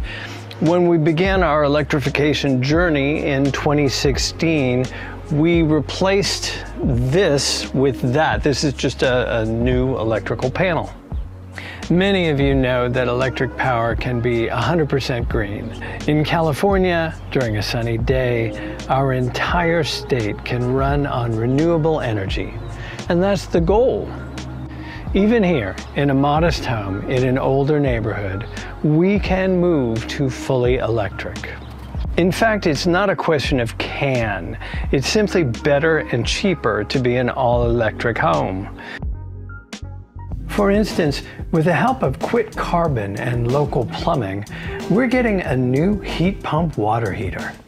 It's $9,175 worth of equipment and labor. But with rebates and incentives, our out-of-pocket expense will be $475. When that's done, we will have taken a home built when Eisenhower was inaugurated and transformed it into a clean, fully electric home for the 21st century. It hasn't happened all at once. We installed double-pane windows many years ago. We added a second bathroom by turning around an existing shower and adding a commode and sink on the other side of this wall. People say that's very clever, and I say thank you. But it's part of our overall ethos. It's a minimalistic approach, much like keeping this wallpaper. Why would we ever change it? What makes it modern and environment forward are a few upgrades. First, we replaced the natural gas central heating in 2019. The ductless mini-split heat pump is quiet and efficient. We heat and cool only the rooms where we spend our time. At the end of the day, we turn off all the heating or cooling except for the master bedroom. If we did nothing else to upgrade our home, just replacing the old gas heater with this system would have been a huge boon for us, and of course, great for the planet. But we did a few other things. Our living room was drafty because of the old fireplace. But we liked the charm of the hearth, so we sealed up the opening and installed an electric fireplace. It can heat the room, but we use it for ambience. And of course, the building envelope, as they say in the trade, is much better. In the kitchen, we installed an induction cooktop. It was such a delight to discover the advantages of induction. It heats faster and more evenly, turns off instantly, and cleans up so easily. It's like wiping down a piece of glass. There are so many induction cooktops available at every price point. If you spend any time in the kitchen, this is a no-brainer. While we were getting more efficient and cleaner in our electric usage, we also got smarter about our water usage. Our clothes washer was putting something like 5,000 gallons of water into the sewer. We use plant-friendly soap, so we decided to put that 5,000 gallons to use in our landscape. A hose runs from the washer to the rain barrel. We store the water or use it immediately, whatever we need. In our kitchen, we installed a similar system to catch the water from the sink and the dishwasher. Again, we don't use chemicals. We use buckets sometimes, a hose sometimes, and we feel good about putting thousands of gallons back into our aquifer. Hey, when I was in the garage, I was reminded of our car. When we bought our first EV, we could have installed a dedicated charging system, taking advantage of rebates to make it very affordable. We chose not to. We got this handy adapter, which plugs into the 220-volt outlet in the garage, and that was that. And when we got our next EV, it used the same adapter, which is perfect. It's emblematic of our ethos, doing as little as possible, living lightly. It's something my parents would have recognized and appreciated. Just as they would have appreciated that we're doing this not just for ourselves, but for our children, and that's everyone's kids. Because if we don't do it, everyone's kids will pay a price. This home is celebrating its 70th birthday this year. Thanks to the Marin Green Homes Tour, it's a very special birthday.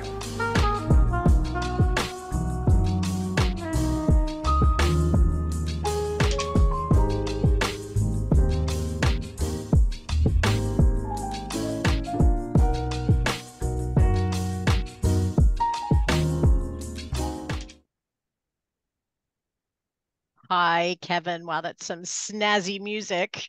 Oh, thank you, Gretchen. Yeah. And I need to get some tips on that electric fireplace because we're going to be doing that at our place. So we'll have to talk offline.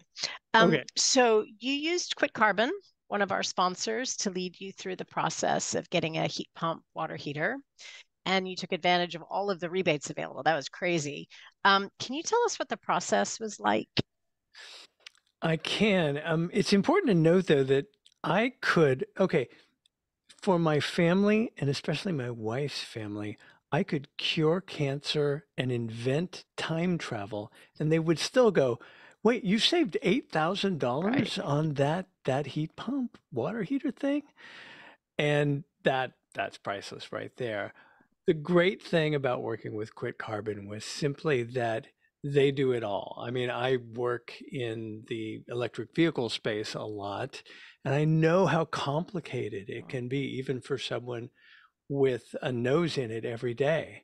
So the fact that Quit Carbon comes in and gives you options, says, here's all the rebates. Oh, and Mary said, there's a 110 or a 220 heat pump water heater. They gave me that option, and we went through it. All of those things made me feel really confident that we were making the right choice. That's the bottom line. So one thing that first of all, I'm seeing a lot of questions about your fireplace. Is the one that you chose, does it put out heat or is it just ambiance? So it can put out heat. We don't use it to put out heat because it's just plugged into a regular household outlet and will put out, like any little 1,500 watt electric heater, put out some heat. But we don't have to do that, so we don't. It's all about ambience, and you can find lots of great electric heaters, electric fireplaces like that online. What was the brand that you ended up buying? The brand.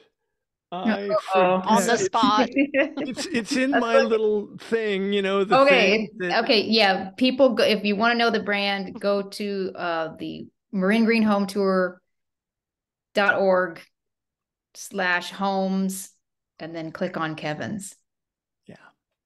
So when I was looking at your induction cooktop, a couple things. One is that, because you are in this, older home, and it looks like you still have the original tiles from the original kitchen.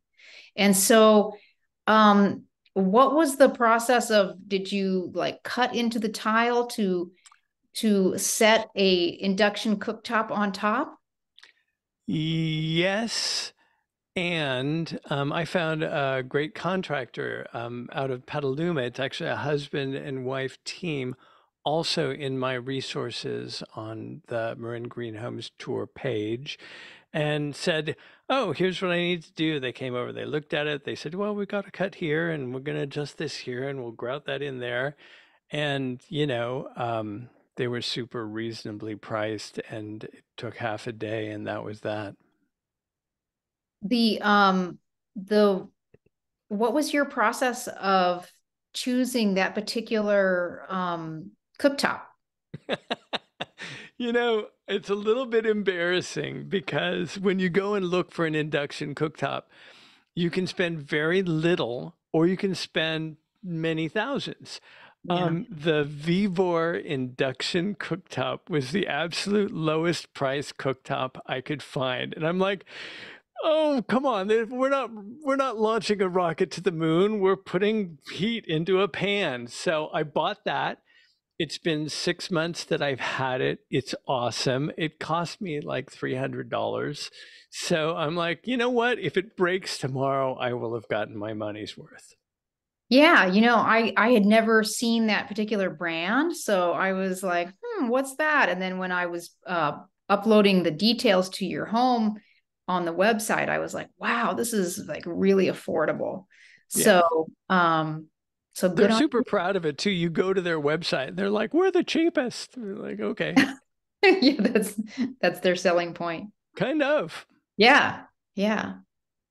Well, that's great. So let me see if there's any other questions that I have missed.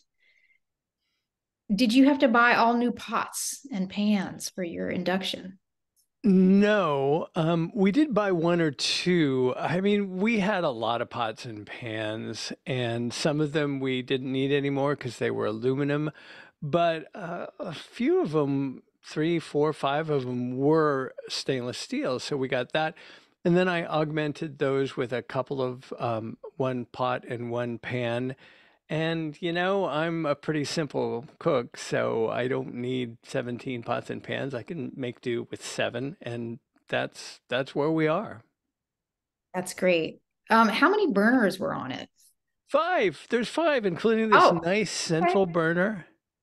So let's see, that's $300 divided by 5 burners, divided by how many years? Yeah. And I'm an English major, so don't make me do the math. Okay. Kevin, great. Yeah, thank you so much, Kevin. It was a real pleasure to visit your home, and thank you for allowing us inside to tour and for showcasing beautiful Novato. Okay, now we're going to transition to playing a short video that we've created to highlight some other programs and tips for renters who want to green their homes. Homeowners, you'll want to know about these tips too because they're good for you as well. You don't need to own your home to green your home. Here are 3 strategies that Marin renters and homeowners can pursue to save energy, improve air quality, and fight climate change.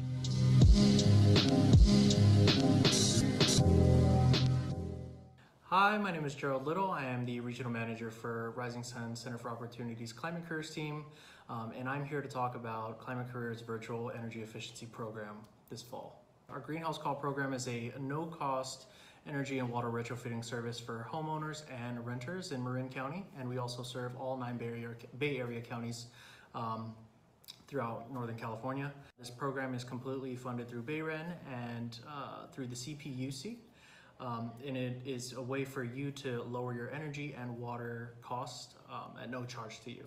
This program is available for both homeowners and renters in Marin County, and there is no income requirement to receive our program. Only disqualifiers is if you live in a mobile home or if you are in military housing. If you're interested in receiving an energy efficiency kit, fill out a quick 10 to 15 minute survey online, or you can call Rising Sun's direct line. After your survey is completed, you can expect your kit to arrive at your home within the next 2 weeks to a month. So now I'm going to explain what you're going to be receiving in your energy efficiency kit. First, you're going to receive some instructions on how to properly install some of the measures included in your kit.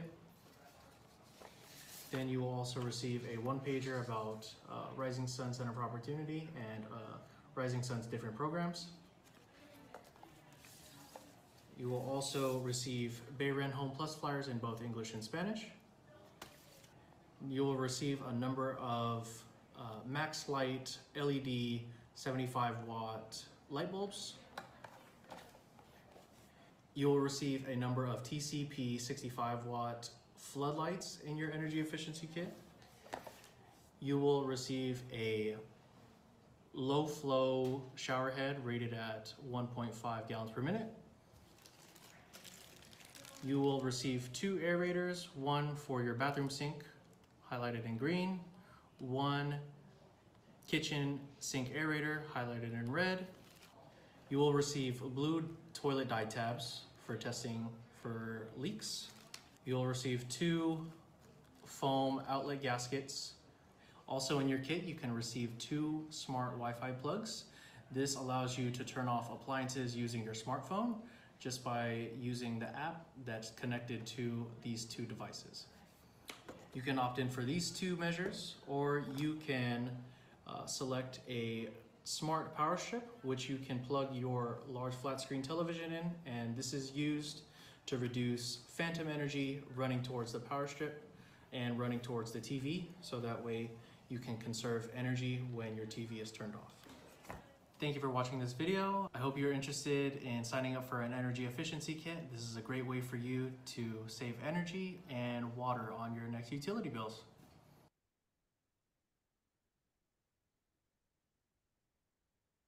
My name is Brian Reyes, and this is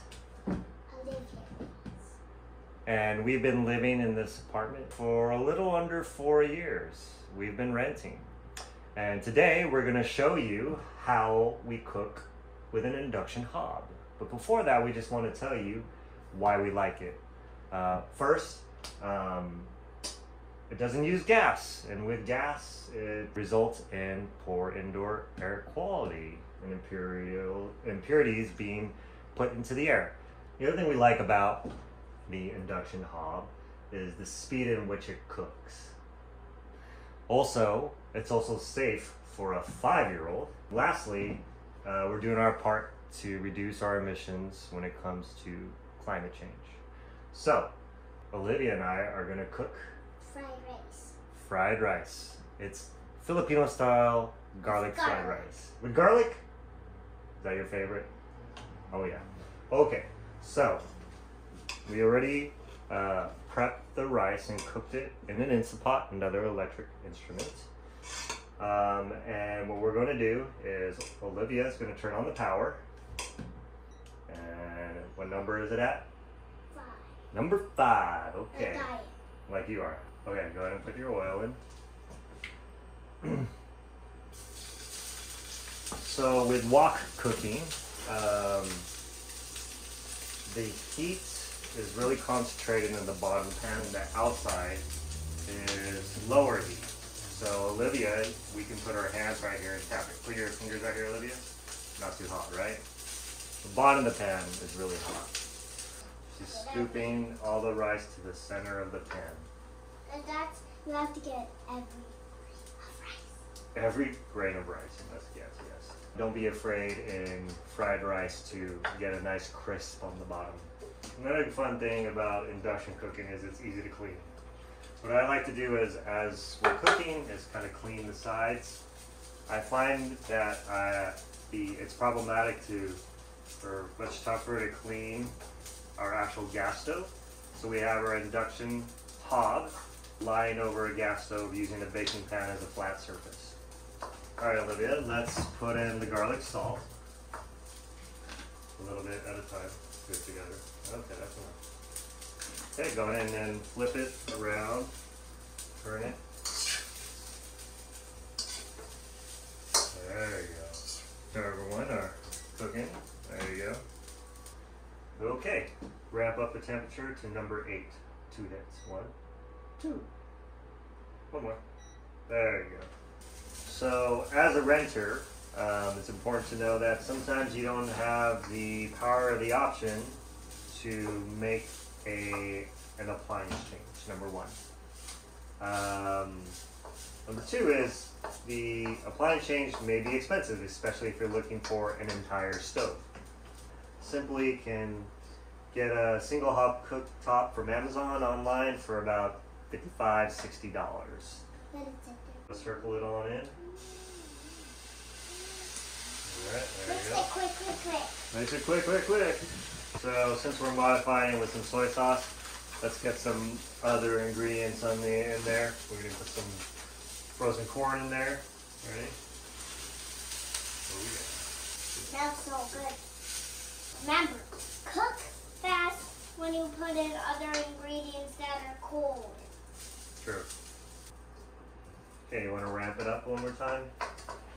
Hit the plus sign, increase the power on it. Remember, it goes all the way to number 10. Ah, there's the sizzle. All right. So let's go ahead and turn that off. All right. Now let's show everyone our garlic fried rice with soy sauce and corn. All right. Thank you everyone, and hope you enjoyed this demonstration on our induction single hob cooktop. Say bye, Olivia. Bye. Bye-bye. Wave at the camera.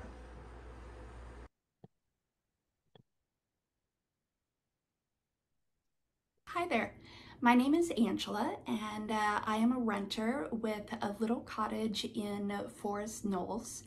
I am here today to talk to you about a program that I use that helps me save energy and fight climate change. HomeConnect is a program that I was turned on to about 3 years ago by a friend of mine who said, oh, hey, you know, Angela, I signed up for this thing. I think it would really be up your alley because it's a good way for you to find out about when to save energy really easily, and you can also win some prizes and make a little money doing it. So this HomeConnect program is something where you sign up online, super simple form to fill out, and somehow they connect with the power company. And they are able to see how much power or how many watts you're using on an hour-by-hour basis. One of the things that's really great is that HomeConnect will actually text me when the power grid is in danger of being overloaded, and they will say, okay, you know, this is a flash alert, and 2 hours from now we are going to have you save power for 1 hour, and during that hour you can save up to however many watts. For me, because I already have a very small carbon footprint and live in such a small cottage, sometimes it's, you know, maybe 130 watts that I can save. If you're a renter in a larger house, it might be 1,000 watts. It's really cool because then I can turn off all my lights, I can turn off my power strips, and sit and read during that hour. Or I can go to the gym, I can go for a walk out in West Marin and see the deer and enjoy the beautiful land where we all live. Then I get a text, usually I think a day later, telling me how many watts I saved, and I'm able to log into their system and see what that qualifies me for. So what I've been able to do over the past few years is convert those watts into money for gift cards, and that, you know, puts a little bit of money back in my pocket. And this is one small thing that I am doing, but if we all do it together, it becomes one big thing, right? And we're fighting climate change, and we're able to turn it into something nice for us individually. So the HomeConnect website is really easy to use. After you log in, you go to a page where you can see how many watts you've accrued.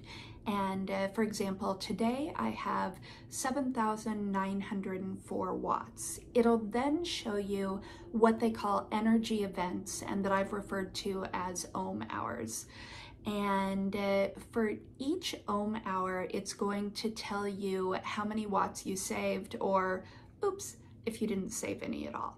So for example, this last Wednesday, there was actually a 4-hour ohm hour.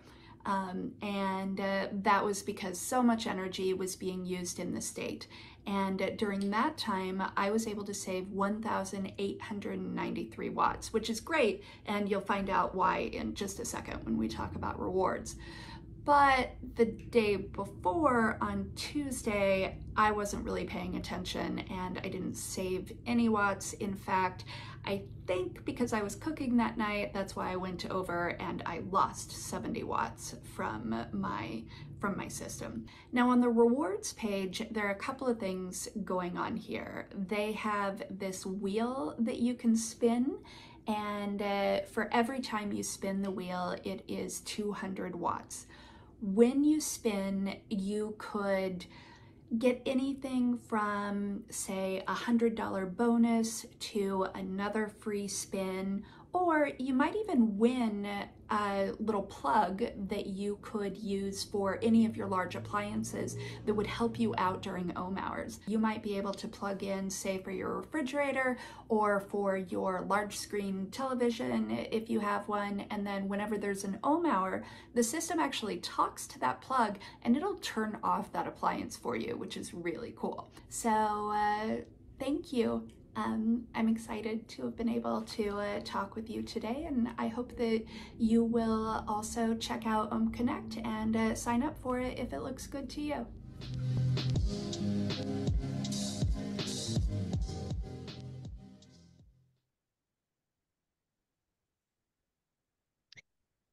Wow, there were some great tips there.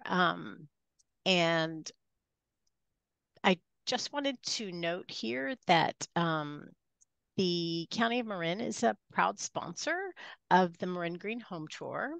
And for a deeper dive on many of the topics highlighted on the tour, be sure to register for the excellent upcoming Green Home Improvement webinar series this November, presented by the sustainability team and featured on this slide. In-depth discussions on residential heat pumps, solar and battery storage, electric vehicles, and electrification planning can help you to the next steps of creating a green home. Register at the link on your screen or visit marinsustainability.org for more information. So, are you ready? Are you inspired and ready to take the next step? On the Marin Green Home Tour website, we've posted links to a lot of our favorite resources to plan your green home journey, like Switches On, electrification guides from Redwood Energy and Rewiring America, Quit Carbon, and Home Intel for free advice, and PG&E's Induction Hob lending program. Also at maringreenhometour.org/homes are details on all the homes that you saw today. And many of the homeowners also shared the installers and contractors that they used. And if you missed the last year's Marin Green Home Tour, you can click on the archives button on the homepage and take the virtual tour of all of last year's homes as well. Well, that just about wraps it up. But before we go, we have sent a post-event survey to the email that you gave us when you registered, and we'd be very grateful for your feedback. We really do take feedback on board. Thank you so much to our amazing sponsors for making this event free for everyone, including MCE, Marin Water, County of Marin, Green Realtor Lucinda Auto, and the new company Ensemble that features free services to electrify. And once again, a big dose of gratitude goes out to our fiscal sponsor, Sustainable Marin. Thanks to all our other sponsors. Please take note of their names. These are the businesses that can help you plan your green home journey and the contractors that can install heat pump systems, upgrade your electrical, and design your remodels. These are also the organizations that can get you involved in your community, learning climate strategies with your neighbors, or advocating for proactive climate policies. Thanks again to the Marin cities and towns dedicated to accelerating the clean energy transition. So we're going to keep the Q&A open for the next 5 minutes for any last-minute questions. Thank you so much for attending, and please share the link, maringreenhometours.org, with your friends and neighbors and families, and please have a lovely weekend.